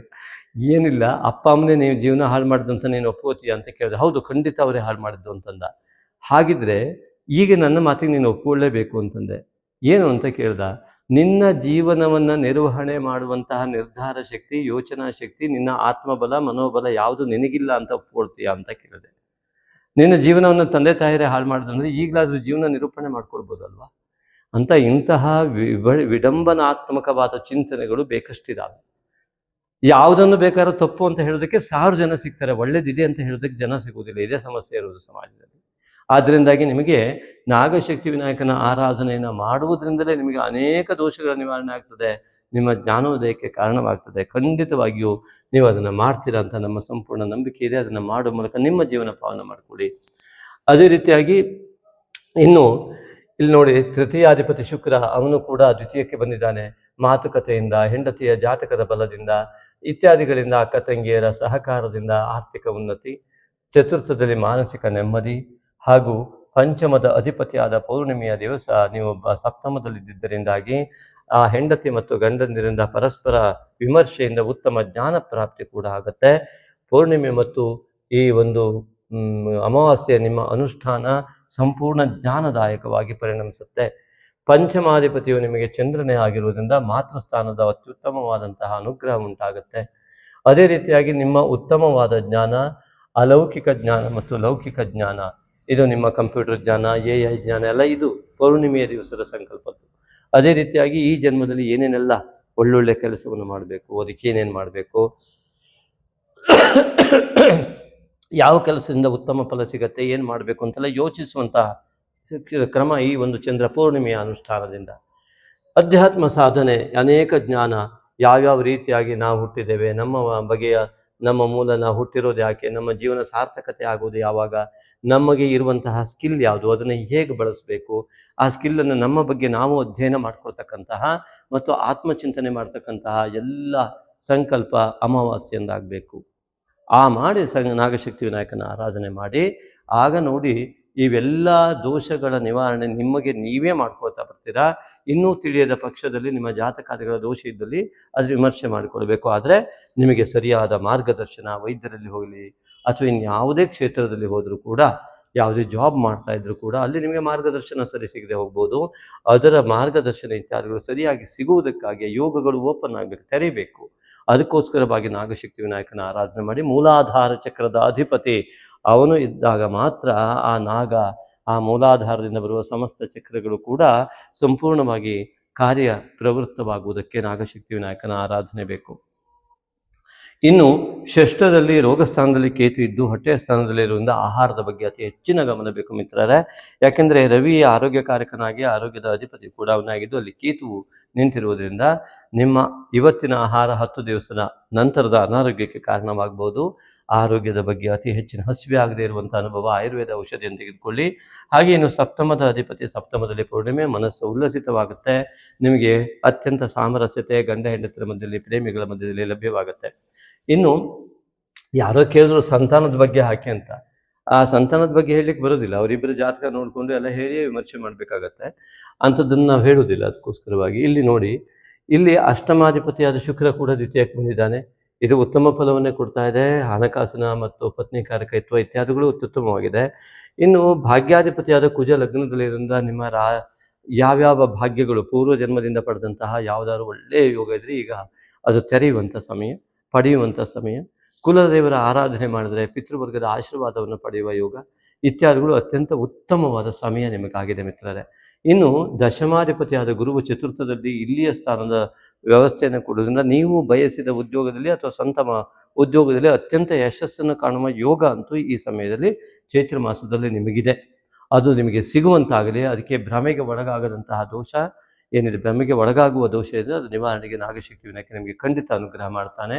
ಹಾಗೆಯೇ ಈ ಒಂದು ಮೀನರಾಶಿಯಿಂದ ಏಕಾದಶದ ಅಧಿಪತಿಯ ಶನೀಶ್ವರನಾಗಿ ಸಾರ್ಧ ಸಪ್ತಮ ಶನಿ ಕೆಲವರಿಗೆ ಅತ್ಯುತ್ತಮವಾದ ಉನ್ನತ ಸ್ಥಾನಕ್ಕೆ ಒಯ್ದಿರ್ತಾನೆ. ತುಲಾದಲ್ಲಿ ಶನಿ ಇದ್ದವರಿಗೆ ಅವರ ಜಾತಕದಲ್ಲಿ ಅತ್ಯುತ್ತಮ ಸ್ಥಾನಕ್ಕೆ 7.5 ಒಯ್ದಿರುತ್ತೆ. ಆದರೆ ಈ ಶನಿ ಕುಜ ಇಲ್ಲೇ ಇರುವುದರಿಂದ ವ್ಯಯಾಧಿಪತಿ ಆಗಿದ್ದರಿಂದ ಕೆಲವರಿಗೆ ಸಂಪೂರ್ಣವನ್ನು ಕಳೆದು ಬಿಟ್ಟಿರ್ತಾನೆ, ಕೆಲವರಿಗೆ ಸಂಪೂರ್ಣವನ್ನು ಕೊಟ್ಟು ಬಿಟ್ಟಿರ್ತಾನೆ.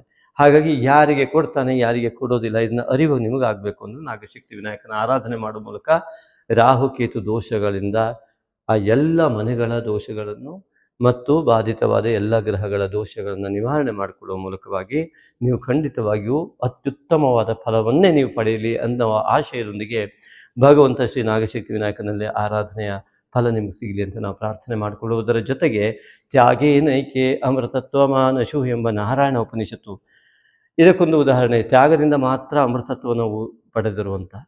ಹಾಗಾಗಿ ಈ ತ್ಯಾಗ ಅಂದರೆ ಏನು? ಭಿಕ್ಷೆ ಅಲ್ಲ. ತ್ಯಾಗ ಅಂದರೆ ಭಿಕ್ಷೆ ಅಲ್ಲ, ದಾನ ಅಂದರೆ ಭಿಕ್ಷೆ ಅಲ್ಲ. ಆ ಭಿಕ್ಷೆಗೂ ಮತ್ತು ದಾನಕ್ಕೂ ವ್ಯತ್ಯಾಸ ಗೊತ್ತಿರಬೇಕಾಗತ್ತೆ. ಹಾಗಾಗಿ ನೀವು ಸಾತ್ವಿಕ ದಾನವನ್ನು ಭಗವದ್ಗೀತೆ ಓದಿದ್ರೆ ಅದರ ವಿವರಣೆ ಸಿಗುತ್ತೆ. ನೀವು 70 ವರ್ಷದ ಆಯುಷ್ಯವನ್ನು ಹೊಂದಿದ್ದೀರಾ ಅಂದರೆ 1 ದಿವಸದ ದುಡಿಮೆ 100 ರೂಪಾಯಿ ಅಂತಾದರೆ, ನೀವು 100 ರೂಪಾಯಿಯನ್ನು ಒಬ್ಬರಿಗೆ ಒಳ್ಳೆಯ ಕೆಲಸಕ್ಕೆ ಕೊಟ್ರಿ ಅಂತಾದರೆ, ದಾನ ಮಾಡಿದ್ರಿ ಅಂದರೆ ನಿಮ್ಮ ಜೀವಿತದ 1 ದಿನದ ಆಯುಷ್ಯವನ್ನು ನೀವು ದಾನ ಮಾಡಿದ ಹಾಗೆ. ಹಾಗಾಗಿ ಇದನ್ನು ಆಧರಿಸಿ ನಿಮ್ಮ ತ್ಯಾಗದ ಪ್ರಮಾಣ ಅಲ್ಲಿ ಗೊತ್ತಾಗುವಂಥದ್ದು. ಆದ್ದರಿಂದಾಗಿ ಮಿತ್ರರೇ, ಲೋಕಕ್ಕೆ ಅನುಕೂಲವಾಗಲಿ, ನಮ್ಮ ಕಾಲಾನಂತರದಲ್ಲೂ ಕೂಡ ನಿರಂತರವಾದ ಈ ಜ್ಞಾನ ಎಲ್ಲ ವರ್ಗದವರಿಗೂ ಕೂಡ ಸುಲಭವಾಗಿ ಸಿಗುವ ಮೂಲಕ ಅವರೆಲ್ಲರ ಜೀವನ ಅತ್ಯಂತ ಪವಿತ್ರಮಯವಾಗಿ, ಅತ್ಯಂತ ಆಶಾದಾಯಕವಾದ ಜೀವನವನ್ನು, ಅತ್ಯಂತ ಸಂತಸದ ಜೀವನವನ್ನು ನಡೆಸಲಿಕ್ಕೆ, ಎಲ್ಲ ದೋಷದಿಂದ ಮುಕ್ತವಾಗಲಿಕ್ಕೆ ನಾಗಶಕ್ತಿ ವಿನಾಯಕನ ಆರಾಧನೆ ಮಾಡಲಿ ಎನ್ನುವ ಉದ್ದೇಶದಿಂದ ಪವಿತ್ರ ಭವ್ಯ ದಿವ್ಯ ಮೂರ್ತಿಗೊಂದು ಸ್ಥಾನ ಕಲ್ಪನೆ ಮಾಡ್ತಾ ದೇವಾಲಯವನ್ನು ನಿರ್ಮಾಣ ಮಾಡ್ತಾ ಇದ್ದೇವೆ. ಇದರ ಮುಂದೆ ವಿಡಿಯೋದ ನಂತರ ಹಾಕಿದ್ದೇವೆ. ಅದಕ್ಕೆ ಭಕ್ತಿಪೂರ್ವಕವಾದ ಕಾಣಿಕೆಯನ್ನು ಮಾತ್ರ ಇದ್ದರೆ ಕಳಿಸಿ, ಇಲ್ಲ ಅಂದರೆ ಖಂಡಿತ ಕಳಿಸ್ಬೇಡಿ. ನೀವು ಕಳಿಸಿದ 1 ರೂಪಾಯಿಯು ಭಕ್ತಿಪೂರ್ವಕವಾಗಿ ಕಳಿಸಿದಾಗ ಆ 1 ರೂಪಾಯಿ ಕೂಡ ನಿಮ್ಮ ಕುಲದ ಅಭಿವೃದ್ಧಿಯ ದಾಯಕವಾಗಿರುತ್ತೆ. ಖಂಡಿತವಾಗಿ ನಿಮ್ಮ ಕುಲ ಉದ್ಧಾರವಾಗಲಿ, ನಿಮ್ಮ ಆಶೋತ್ತರಗಳು ಈಡೇರಲಿ. ಆ ಮೂಲಕವಾಗಿ ಭಕ್ತಿಪೂರ್ವಕವಾಗಿ ಆರಾಧನೆಯನ್ನು ಮತ್ತು ಈ ವಿಡಿಯೋದ ಮುಂದಿನ ಭಾಗವನ್ನು ನೋಡೋದಕ್ಕೆ ಯಾವುದೇ ಕಾರಣಕ್ಕೂ ಮಿಸ್ ಮಾಡಬೇಡಿ. ಇಲ್ಲೇ ಕೂಡ ಅಟ್ಯಾಚ್ ಮಾಡಿ ನಾಗಶಕ್ತಿ ವಿನಾಯಕನ ಮಾನಸ ಪೂಜಾ ಆರಾಧನೆಯನ್ನು ಹಾಕಿದ್ದೇವೆ. ಅದನ್ನು ಕ್ರಮಬದ್ಧವಾಗಿ ಮಾಡಿ ಮತ್ತು ನಮ್ಮ ವಿಡಿಯೋಗಳನ್ನ ಫಾಲೋ ಅಪ್ ಮಾಡಿ ಎಲ್ಲರಿಗೂ ದಯವಿಟ್ಟು ಶೇರ್ ಮಾಡಿ. ಅವರೆಲ್ಲರಿಗೂ ಕೂಡ ಒಳ್ಳೆಯದಾಗಲಿ, ಹಾಗೆ ನಿಮಗೂ ಕೂಡ ಒಳ್ಳೆಯದಾಗಲಿ. ಅಂತಹ ಉತ್ತಮವಾದ ಕುಲದಲ್ಲಿ ಜನಿಸಿದ ಉತ್ತಮ ಸಂಸ್ಕಾರವುಳ್ಳ ನಿಮ್ಮೆಲ್ಲರಿಗೂ ಕೂಡ ನಮ್ಮ ಆತ್ಮೀಯ ವಂದನೆಗಳನ್ನು ಹೇಳುತ್ತಾ ಮುಂದಿನ ಭಾಗದ ಸಂಪೂರ್ಣವಾಗಿ ನೋಡಿ ಎಲ್ಲವನ್ನು ಆನಂದಿಸಿ ಒಳ್ಳೆಯ ದಿನಗಳು ನಿಮ್ಮದಾಗಲಿ. ನಮಸ್ತೆ ಮಿತ್ರರೇ, ಫಾಲ್ಗುಣ ಮಾಸದ ಲಕ್ಕಿ ಕಾಮೆಂಟ್ ಸಮಯ. ಈ ಲಕ್ಕಿ ಕಾಮೆಂಟ್ಗೆ ಈ ಬಾರಿ ಸುರೇಶ್ ರಾಮಸ್ವಾಮಿ ಅವರು ಆಯ್ಕೆಯಾಗಿದ್ದಾರೆ. ನಮಸ್ತೆ ಸುರೇಶ್ ರಾಮಸ್ವಾಮಿ ಅವರಿಗೆ ನಮ್ಮ ಆತ್ಮೀಯ ಧನ್ಯವಾದಗಳೊಂದಿಗೆ ತಮ್ಮ ಕಮೆಂಟ್ ಹೀಗಿದೆ: ಎಷ್ಟೇ ಮನಸ್ಸಿಗೆ ನೋವು ಆದರೂ ಬೇಜಾರು ಆಗಬಾರ್ದು ಅಂತ ಹೇಳಿದ್ರಿ, ಆದರೆ ರಿಲೇಟಿವ್ಸ್ನಲ್ಲಿ ಟೋಪಿ ಹಾಕಿ ಆಸ್ತಿ ಹೊಡೆಯುವ ಛತ್ರಿ ಬುದ್ಧಿ ಇರುವವರು ಇದ್ದಾರಲ್ಲ ಗುರುಗಳೇ, ಅವರನ್ನು ಹೇಗೆ ನಿಭಾಯಿಸಬೇಕು ಎಂಬುದಾಗಿ ಕೇಳಿದ್ದೀರಾ. ಮೊದಲನೇ ವಾಕ್ಯ ಎಷ್ಟೇ ಮನಸ್ಸಿಗೆ ನೋವಾದರೂ ನಾವು ಬೇಜಾರಾಗಬಾರ್ದು ಅಂತ ಅರ್ಥ ಅಲ್ಲ. ನಾವು ಬೇಜಾರಾಗೋದಕ್ಕೆ ಕಾರಣ ಮನಸ್ಸಿಗೆ ನೋವಾದಾಗ.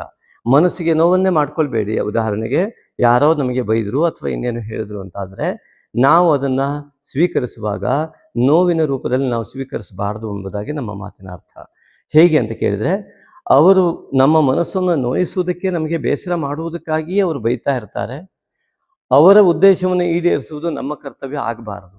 ಅವರ ದುರುದ್ದೇಶವನ್ನು ಈಡೇರಿಸುವುದು ನಮ್ಮ ಕರ್ತವ್ಯ ಆಗಬಾರ್ದು. ನಮ್ಮ ಮನಸ್ಸು ನಮ್ಮ ಅಧೀನದಲ್ಲಿರಬೇಕು.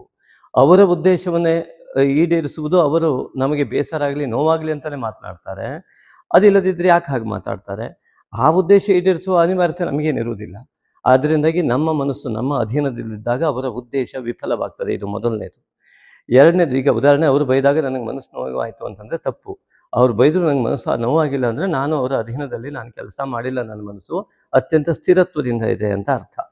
ಹಾಗಾಗಿ ಉದ್ವೇಗಕ್ಕೆ ಒಳಗಾಗುವ ಅಗತ್ಯ ಇಲ್ಲ. ಇನ್ನು ರಿಲೇಟಿವ್ಸ್ನಲ್ಲಿ ಟೋಪಿ ಹಾಕಿ ಆಸ್ತಿ ಹೊಡೆಯೋ ಚಿತ್ರ ಬುದ್ಧಿ ಇದ್ದವರಿದ್ದಾರಲ್ಲ ಅಂತ ಒಂದು ವಾಕ್ಯ ಹಾಕಿದ್ರ, ಅದನ್ನು ಹೇಗೆ ನಿಭಾಯಿಸಬೇಕು ಅಂತ ಎರಡನೇ ಪ್ರಶ್ನೆ ಕೂಡ ಕೇಳಿದ್ರ. ಇದರಿಂದ ನಾವು ಕೂಡ ಏನು ಹೊರತಲ್ಲ, ನಾವು ಅದನ್ನು ಸಂಪೂರ್ಣವಾಗಿ ಬಿಟ್ಟು ಬಂದುಬಿಟ್ಟಿದ್ದೀವಿ. ಯಾಕೆಂದರೆ ಅದನ್ನು ಅವರು ನಮಗೆ ಟೋಪಿ ಹಾಕಿದ್ರು ಅನ್ನೋದಕ್ಕಿಂತ ಅದಕ್ಕೆ ಅವರು ನಮಗೆ ಕೊಡುವಷ್ಟು ಯೋಗ್ಯರಲ್ಲ, ಅಷ್ಟೊಂದು ಅರ್ಹತೆಯನ್ನು ಅವರು ಪಡೆದಿಲ್ಲ ಅಂತ ನಾವು ಮೊದಲನೇದಾಗಿ ಅರ್ಥ ಮಾಡ್ಕೊಂಡ್ವಿ. ಎರಡನೇದಾಗಿ ಅದರ ಜಮೀನು ಅಥವಾ ಆಸ್ತಿಯ ಜೊತೆಗೆ ಅದರ ದೋಷವನ್ನು ಕೂಡ ಕಟ್ಟಿಕೊಂಡು ಅವ್ರು ಹೋಗ್ತಾರೆ ಅನ್ನೋ ಸತ್ಯ ಕೂಡ ನನಗೆ ಅರಿವಿಗೆ ಬಂತು. ಆದರೆ ತಾಯಿ ತಂದೆ ಮಾಡಿದ ಆಸ್ತಿಗೆ ಜೋತು ಬಿದ್ದು ಬದುಕುವ ಚಿಂತನೆಯನ್ನು ಬಿಟ್ಟುಬಿಟ್ರೆ, ಅದರ ಅಗತ್ಯ ಇದ್ದಾಗ ಯೋಗ ಇದ್ರೆ ಅದು ಬಂದೇ ಬರುತ್ತೆ. ಅವ್ರ ಹತ್ರ ಏನೂ ಮಾಡ್ಲಿಕ್ಕೆ ಆಗೋದಿಲ್ಲ. ಯೋಗ ಇಲ್ಲದೇ ಇದ್ದಾಗ ಇಂತಹ ಘಟನೆಗಳು ಘಟಿಸ್ತವೆ. ಯಾವಾಗ ನಮಗೆ ಆ ಯೋಗ ಇಲ್ಲ, ನಮಗೆ ಜಾತಕಾದಿ ಪರಿಶೀಲನೆಯಿಂದ ಅದು ಲಭ್ಯ ಆಗುತ್ತೆ ಕೂಡ. ಎಲ್ಲಿ ಅದು ಯೋಗ ಇಲ್ಲ, ಅದ್ರ ಬಗ್ಗೆ ಆಸೆ ಪಟ್ಟು ಏನೂ ಪ್ರಯೋಜನ ಇಲ್ಲ. ಅದು ಬಂದರೂ ಕೂಡ ಬಂದಂಥ ಹಣದಿಂದ ಅದು ತೊಳೆದು ಹೋಗುವಂಥದ್ದು, ಅದು ಅಷ್ಟು ಕೂಡ ಕೈಯಿಂದ ತಪ್ಪಿ ಹೋಗುವಂಥ ಯೋಗ ಇರ್ತದೆ. ಯಾಕೆಂದರೆ ಅದು ಬರದೇ ಇರುವಂಥ ಯೋಗ ಇದ್ದವರಿಗೆ ಅದು ಬಂದರೂ ಕೂಡ ಅದು ಉಳಿಯೋದಿಲ್ಲ. ಬರುವ ಯೋಗ ಇದ್ದರೆ ಯಾರು ತಡೆದ್ರೂ ಅದು ಬಂದೇ ಬರ್ತದೆ. ಇದು ಮೊದಲನೇ ಅಂಶ. ಎರಡನೇದಾಗಿ, ಯಾವಾಗ ಈ ರೀತಿಯಾದ ಮನೋಸ್ಥಿತಿ ಇದೆಯಲ್ಲ, ಅಂಥವರಿಗೆ ಅದರ ದೋಷವನ್ನು ಕಟ್ಟಿಕೊಳ್ಳುವ ಯೋಗ ಬಂದಾಗಲೇ ಅಂಥ ಮನಸ್ಥಿತಿ ಅವರಿಗೂ ಕೂಡ ಬಂದಿರುತ್ತೆ. ಹಾಗಾಗಿ ಅಂತಹ ಮನಸ್ಥಿತಿಯಿಂದ ತೆಗೆದುಕೊಂಡಂತಹ ಆ ಆಸ್ತಿ ಕೂಡ ಅವರಿಗೂ ಕೂಡ ಅತಿಯಾದ ದೋಷವನ್ನೇ ನೀಡುತ್ತೆ. ದೋಷಯುಕ್ತ ಆಸ್ತಿಗಳು ಮಾತ್ರ ಮಕ್ಕಳಲ್ಲಿ ಇಂತಹ ಒಂದು ಘಟನೆಗಳನ್ನು ಘಟಿಸುವಂತೆ ಮಾಡ್ತದೆ. ಇದು ಎರಡನೇದು. ಮತ್ತು ಇನ್ನೊಂದು, ಅವರನ್ನು ನಿಭಾಯಿಸುವ ಅಗತ್ಯ ಇಲ್ಲ, ನಮ್ಮನ್ನು ನಾವು ನಿಭಾಯಿಸ್ಕೊಂಡ್ರೆ ಸಾಕು. ನಮ್ಮನ್ನು ಹೇಗೆ ನಿಭಾಯಿಸಬೇಕು ಇಂತಹ ನಮಗೆ ಅನಿವಾರ್ಯತೆ. ನಮಗೆಲ್ಲರೂ ಹೇಳ್ತಾರೆ ಹೋಗಿ ಕೇಳು, ನಮ್ಮ ಹೆಂಡತಿ ಹೇಳ್ತಾಳೆ, ಅವ್ರು ಹೇಳ್ತಾರೆ, ಇವ್ರು ಹೇಳ್ತಾರೆ, ಹೋಗಿ ಕೇಳು, ನೀವೆಂಥವ್ರಿ, ನಿಮಗೊಂದು ಅಲ್ಲಿ ಹೋಗಿ ಕೇಳುವಷ್ಟು ಇದು ಸಾಮರ್ಥ್ಯ ಇಲ್ವಾ, ಈ ರೀತಿಯಾಗಿ ಅನೇಕ ಘಟನೆಗಳು ಘಟಿಸ್ತವೆ. ಆದರೆ ಅದನ್ನು ನಿಭಾಯಿಸುವಂಥದ್ದು ನಮ್ಮಲ್ಲಿ ದೃಢತೆ ಇರಬೇಕು. ಒಂದು ತೆಗೆದುಕೊಳ್ಬೇಕು ಅಂದರೆ ಕಾನೂನಾತ್ಮಕವಾಗಿ ಸರಿಯಾದ ಮಾರ್ಗದಲ್ಲಿ ಹೋಗಬೇಕು. ಇಲ್ಲ ಅಂತಂದರೆ ಅದರ ಬಗ್ಗೆ ಯೋಚನೆಯನ್ನು ಬಿಟ್ಟು ನಮ್ಮ ಸಮಯವನ್ನು ವ್ಯರ್ಥ ಮಾಡಿಕೊಳ್ಳದೆ ಅದಕ್ಕಿಂತ ಹೆಚ್ಚಿನದಾಗಿ ದುಡಿಯುವ ಚಿಂತನೆಯನ್ನು ಮಾಡಬೇಕು. ಹಾಗಾಗಿ ಮಿತ್ರ, ನಿಮಗೆ ನಮ್ಮ ಉತ್ತರ ಸರಿಯಾಗಿ ಸಮಾಧಾನ ತಂತ ಇಲ್ಲೋ ಗೊತ್ತಿಲ್ಲ, ಆದರೆ ನಾವು ಅನುಭವಿಸಿದ ಸತ್ಯವನ್ನು ನಿಮಗೆ ಹೇಳ್ತಾ ಇದ್ದೇವೆ. ಕಾರಣ ಏನು ಅಂದರೆ, ಇವತ್ತು ನಮ್ಮ ತಂದೆ ತಾಯಿಯ ಆಶೀರ್ವಾದ ನಮ್ಮ ಜೊತೆ ಬಂದುಬಿಟ್ಟಿದೆ.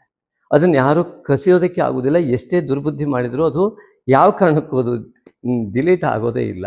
ಹಾಗಾಗಿ ಅವರ ದುರ್ಬುದ್ಧಿ, ಅವರ ಕುಹುಕ ಬುದ್ಧಿ ಇತ್ಯಾದಿಗಳು ಅವರನ್ನೇ ನುಂಗ್ತಾ ಇರುತ್ತೆ ಹೊರತು ತಾಯಿ ತಂದೆಯ ಆಶೀರ್ವಾದ ಬಲ್ಲ ನಮ್ಮನ್ನು ಯಾವಾಗ ಕಾಪಾಡ್ತಾ ಇದೆ, ಅಂಥವರಿಂದ ಏನನ್ನೂ ಮಾಡ್ಕೊಳ್ಳಿಕ್ಕೆ ಆಗೋದಿಲ್ಲ ಅನ್ನೋ ಸತ್ಯ ಅದು ನಿತ್ಯ ಸತ್ಯ ಆಗಿದೆ ಮಿತ್ರರೇ.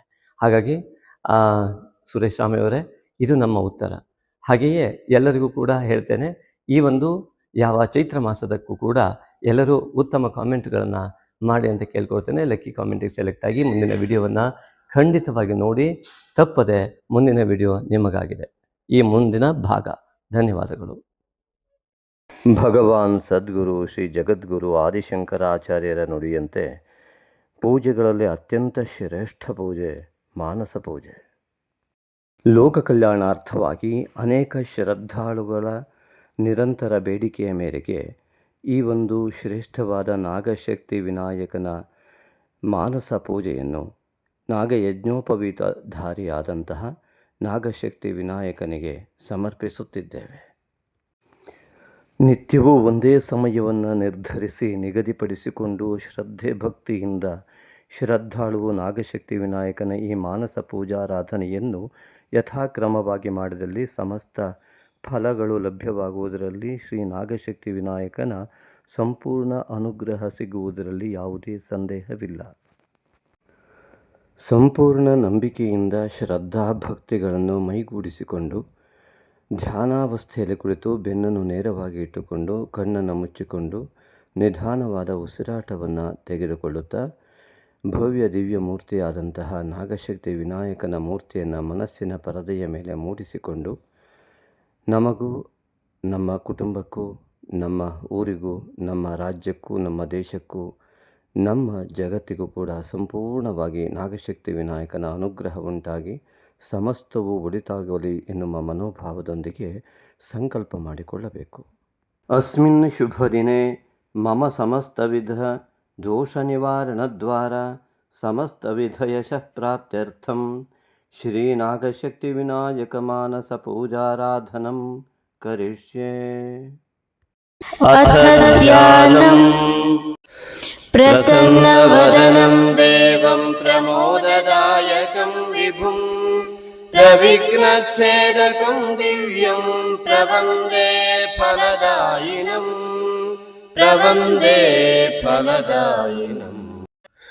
ಗಂಭೀರವದನಂ ದೇವಂ ಗಂಭೀಜಾಕ್ಷರಗರ್ವಿತಂ ಗಕಾರರೂಪ ಸರ್ವಸ್ವಂ ಗಂಗಣೇಶಂ ನಮಾಮ್ಯಹಂ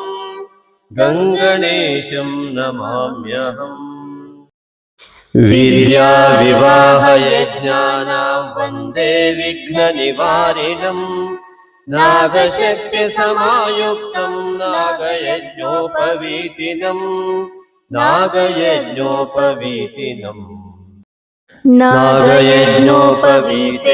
ಭೂಷಿತೋ ಯಜ್ಞಕಾರಣಾ ಬ್ರಹ್ಮಾಂಡ ವ್ಯಾಪಿನಂ ವಂದೇ ನಾಗಶಕ್ತಿ ವಿನಾಯಕಂ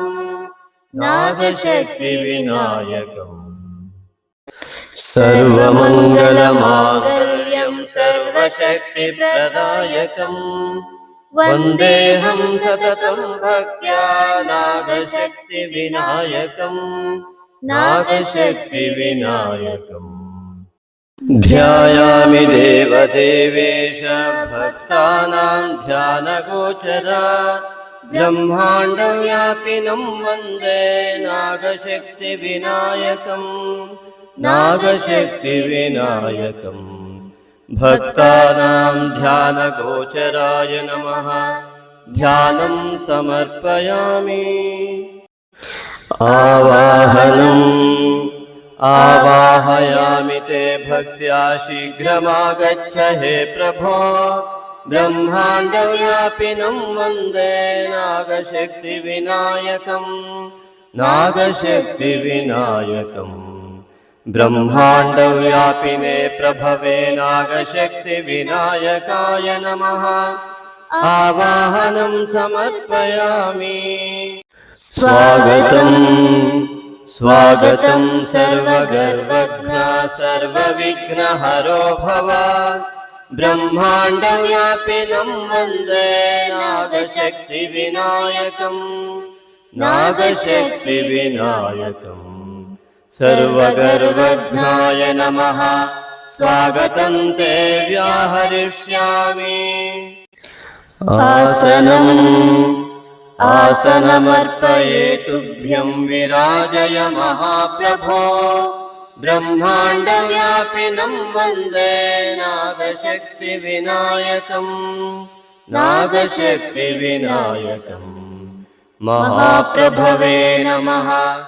ಆಸನಂ ಸಮರ್ಪಯಾಮಿ. ಪಾದ್ಯಂತೆ ಗಂಧಯುಕ್ತಂ ಚ ಪಾದೋದರ ಪರಿಷ್ಕರ ब्रह्माण्डव्यापिनं वन्दे नागशक्तिविनायकम् नागशक्तिविनायकम् पादोदरपरिष्कराय नमः पाद्यं समर्पयामि अर्घ्यम् उपनीताय विद्महे सुप्रसन्नाय धीमहि तन्नो वटुः प्रचोदयात् अभयहस्ताय विद्महे बालरूपाय धीमहि तन्नो वटुः प्रचोदयात् अग्निरूपाय विद्महे यज्ञमयाय धीमहि तन्नो वटुः प्रचोदयात् ईशपुत्राय विद्महे गौरीसुताय धीमहि तन्नो वटुः प्रचोदयात् पाशहस्ताय विद्महे अङ्कुशधर्त्रे च धीमहि तन्नो वटुः प्रचोदयात् अर्घ्यन्ते अभ्रवर्णाय शुभ्रवस्त्रधराय च ब्रह्माण्डव्यापिनं वन्दे नागशक्तिविनायकम् नागशक्तिविनायकम् शुभ्रवस्त्रधराय नमः अर्घ्यं समर्पयामि आचमनम् आचम्यतां महादेवा मुदया तव शुण्डया ब्रह्माण्डव्यापिनं वन्दे नागशक्तिविनायकम् नागशक्तिविनायकम् महादेवाय नमः शुण्डे आचमनीयं परिकल्पयामि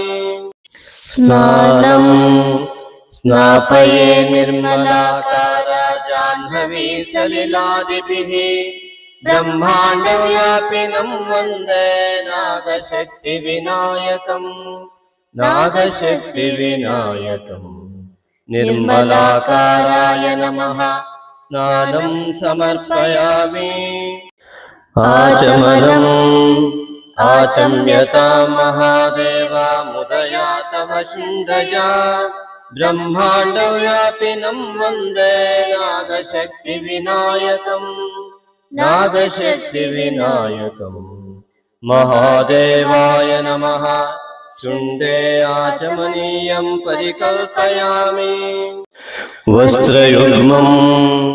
वस्त्रयुग्मं प्रदास्यामि दिव्यैरस्त्रैर्विभूषिता ब्रह्माण्डव्यापिनं वन्दे नागशक्तिविनायकम् नागशक्तिविनायकम् दिव्यैरस्त्रैर्विभूषिताय नमः वस्त्रयुग्मं समर्पयामि यज्ञोपवीतः नादयज्ञोपवीतेन भूषितो यज्ञकारणात् ब्रह्माण्डव्यापिनं वन्दे नागशक्तिविनायकम् नागशक्तिविनायकम् यज्ञकारणाय नमः नागयज्ञोपवीतं ते परिकल्पयामि आभरणम् हिरण्याभरणं तुभ्यं कर्णचामरभूषिता ब्रह्माण्डव्यापिनं वन्दे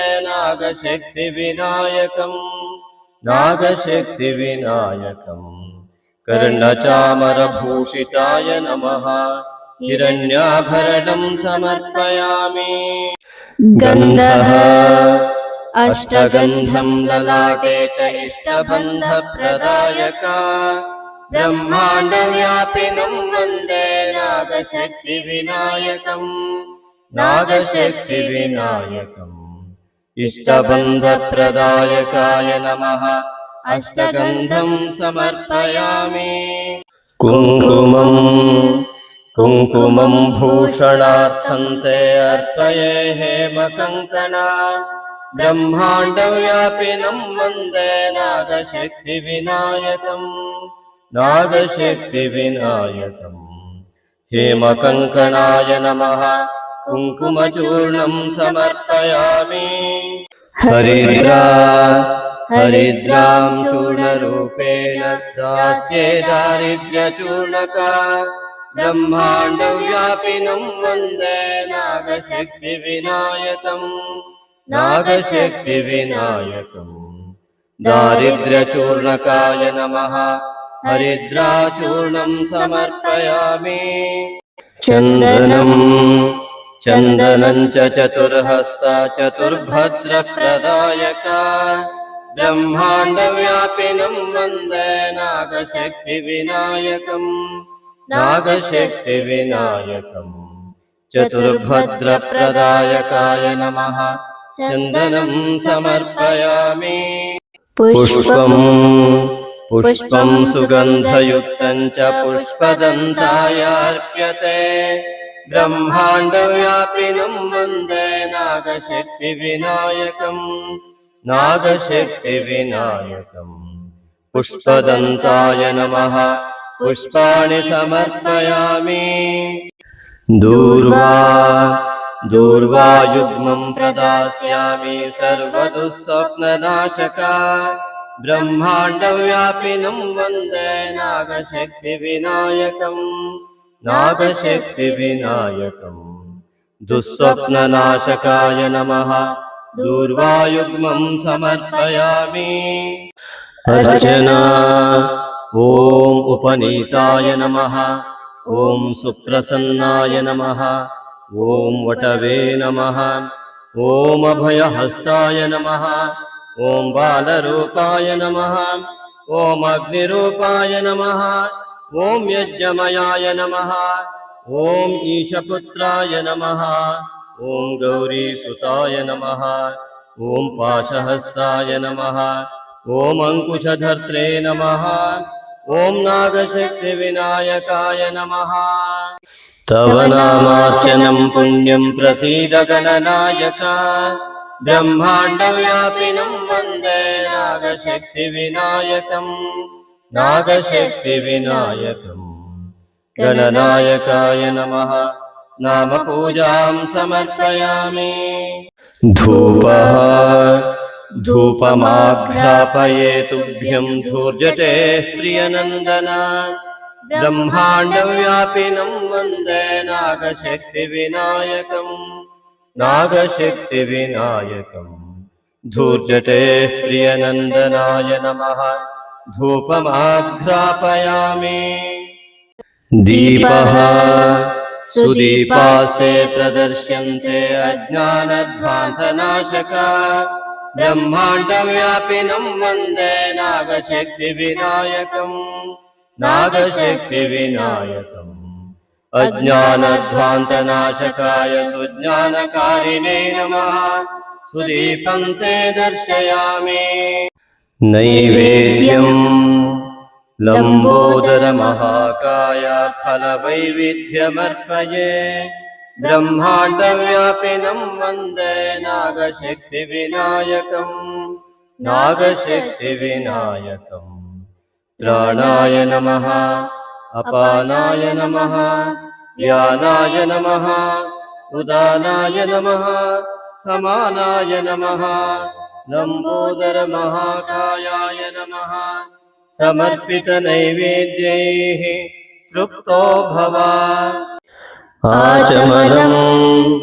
आचम्यतां महादेवा मुदया तव शुण्डया ब्रह्माण्डव्यापिनं वन्दे नागशक्तिविनायकम् नागशक्तिविनायकम् महादेवाय नमः शुण्डे आचमनीयं परिकल्पयामि हस्तप्रक्षालनम् हस्तौ क्षालय देवेश सोमसूर्याग्निलोचना ब्रह्माण्डव्यापिनं वन्दे नागशक्तिविनायकम् नागशक्तिविनायकम् सोमसूर्याग्निलोचनाय नमः हस्तप्रक्षालनं समर्पयामि नीराजनं गृहाणेदं सुमङ्गलनिरञ्जना ब्रह्माण्डव्यापिनं वन्दे नागशक्तिविनायकम् नागशक्तिविनायकम् सुमङ्गलनिरञ्जनाय नमः नीराजनं समर्पयामि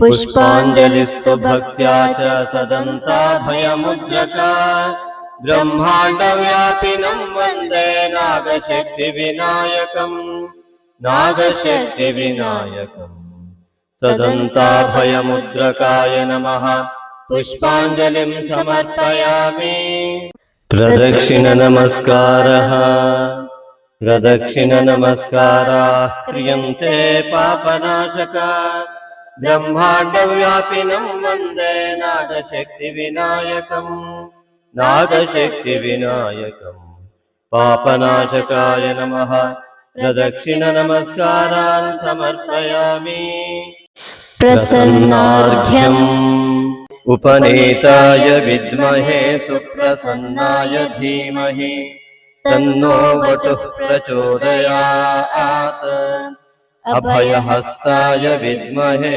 बालरूपाय धीमहि तन्नो वटुः प्रचोदयात् अग्निरूपाय विद्महे यज्ञमयाय धीमहि तन्नो वटुः प्रचोदयात् ईशपुत्राय विद्महे गौरीसुताय धीमहि तन्नो वटुः प्रचोदयात् पाशहस्ताय विद्महे अङ्कुशधर्त्रे च धीमहि तन्नो वटुः प्रचोदयात् अर्घ्यन्ते अभ्रवर्णाय शुभ्रवस्त्रधराय च ब्रह्माण्डव्यापिनं वन्दे नागशक्तिविनायकम् नागशक्तिविनायकम् शुभ्रवस्त्रधराय नमः ಪ್ರಸನ್ನಾರ್ಘ್ಯಂ ಸಮರ್ಪಯಾಮಿ.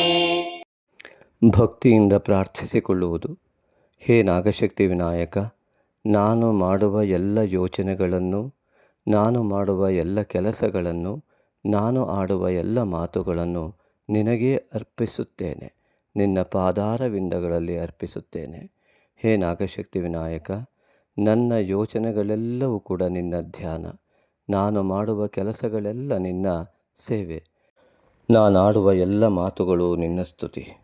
ಹೇ ನಾಗಶಕ್ತಿ ವಿನಾಯಕ, ನನ್ನ ಪೂರ್ವಜನ್ಮದ ಜನ್ಮಾಂತರದ ಎಲ್ಲ ದೋಷಗಳನ್ನು, ಈ ಜನ್ಮದಲ್ಲಿ ಉಂಟಾದ ಎಲ್ಲ ದೋಷಗಳನ್ನು ಮತ್ತು ಕುಟುಂಬದಿಂದ ಬಂದ ಸಮಸ್ತ ದೋಷಗಳನ್ನು ನಿವಾರಣೆ ಮಾಡಿ ಅನುಗ್ರಹಿಸು. ನನಗೂ ನನ್ನ ಕುಟುಂಬಕ್ಕೂ ಕುಲಕ್ಕೂ ನಮ್ಮ ದೇಶಕ್ಕೂ ನಮ್ಮ ಜಗತ್ತಿಗೂ ಕೂಡ ಸಂಪೂರ್ಣ ನಿನ್ನ ಅನುಗ್ರಹದ ಮೂಲಕ ಶಾಂತಿ ಉಂಟಾಗಲಿ, ಸಮಸ್ತ ವಿಧವಾದ ಒಳಿತುಂಟಾಗಲಿ. ನಾನು ನಿನಗೆ ಶರಣಾಗಿದ್ದೇನೆ. मनसोद्दिष्ट प्रार्थनां समर्पयामि। अनेन श्रीनागशक्तिविनायक मानस पूजाराधन कर्मणा श्रीनागशक्तिविनायक प्रीयताम्। प्रसादः प्रसादं देहि भगवन्, प्रसीद मम देवता। ब्रह्माण्डव्यापिनं वन्दे नागशक्तिविनायकम् नागशक्तिविनायकम् नागशक्तिविनायकम्। प्रसीद ಪ್ರಸೀದ प्रसादं देहि। ಶ್ರೀ ನಾಗಶಕ್ತಿ ವಿನಾಯಕನ ಅಭಯ ಹಸ್ತದಿಂದ ಸಂಪೂರ್ಣವಾದ ಒಂದು ಅಭಯ ಲಭ್ಯವಾಗಿದೆ. ನಿಧಾನವಾಗಿ ಕೈಗಳನ್ನು ಉಜ್ಜಿ ಕಣ್ಣುಗಳ ಮೇಲೆ ಅಂಗೈಗಳನ್ನು ಇಟ್ಟುಕೊಂಡು ನಿಧಾನವಾಗಿ ಕಣ್ತೆರೆದು ಆ ನಾಗಶಕ್ತಿ ವಿನಾಯಕನನ್ನು ಮನಸ್ಸಿನಲ್ಲಿ ಸ್ಮರಿಸುತ್ತಾ ಈ ದಿನ ಸಂಪೂರ್ಣವಾಗಿ ನಾಗಶಕ್ತಿ ವಿನಾಯಕನ ಸಂಪೂರ್ಣ ಅನುಗ್ರಹದಿಂದ ಸಮಸ್ತ ಶುಭವುಂಟಾಗಲಿದೆ ಎಂಬುದಾಗಿ ಭಾವಿಸಿ ನಿತ್ಯ ಶ್ರೀ ನಾಗಶಕ್ತಿ ವಿನಾಯಕನ ಮಾನಸ ಪೂಜೆಯನ್ನು ಮಾಡಿ ನಿತ್ಯವೂ ಧನ್ಯರಾಗಿ. ನಮ್ಮನ್ನು ಸೃಷ್ಟಿಸಿದ ದೇವರಿಗೆ ಋಣಿಯಾಗಿ ದಾನದಲ್ಲೇ ಶ್ರೇಷ್ಠವಾದ ದಾನವಾದ ಸಾತ್ವಿಕ ದಾನವನ್ನು ಮಾಡಲು ಸಹೃದಯ ಆಸಕ್ತ ದಾನಿಗಳಿಗಿದು ಪುಣ್ಯಕಾಲ. ಶ್ರೀ ನಾಗಶಕ್ತಿ ವಿನಾಯಕನ ದೇವಾಲಯ ನಿರ್ಮಾಣಕ್ಕಾಗಿ ಭಕ್ತಿಭಾವದಿಂದ ನೀವು ನೀಡುವ ಒಂದೊಂದು ರೂಪಾಯಿಯೂ ನಿಮ್ಮ ಅನೇಕ ತಲೆಮಾರುಗಳವರೆಗೆ ಪುಣ್ಯವನ್ನು ಪ್ರವಹಿಸುವ ದೇಣಿಗೆಯಾಗಿರುವುದು.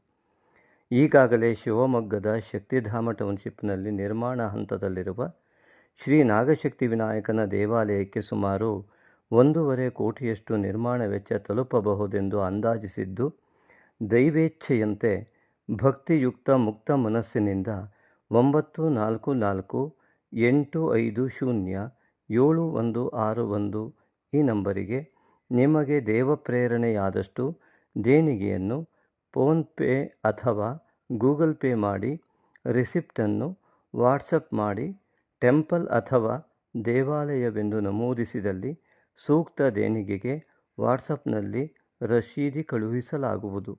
ಹೆಚ್ಚಿನ ಮಾಹಿತಿಗಾಗಿ ವಾಟ್ಸಪ್ ಮೂಲಕ ಸಂಪರ್ಕಿಸಬಹುದು. ಸರ್ವೇ ಜನಾಃ ಸುಖಿನೋ ಭವಂತು.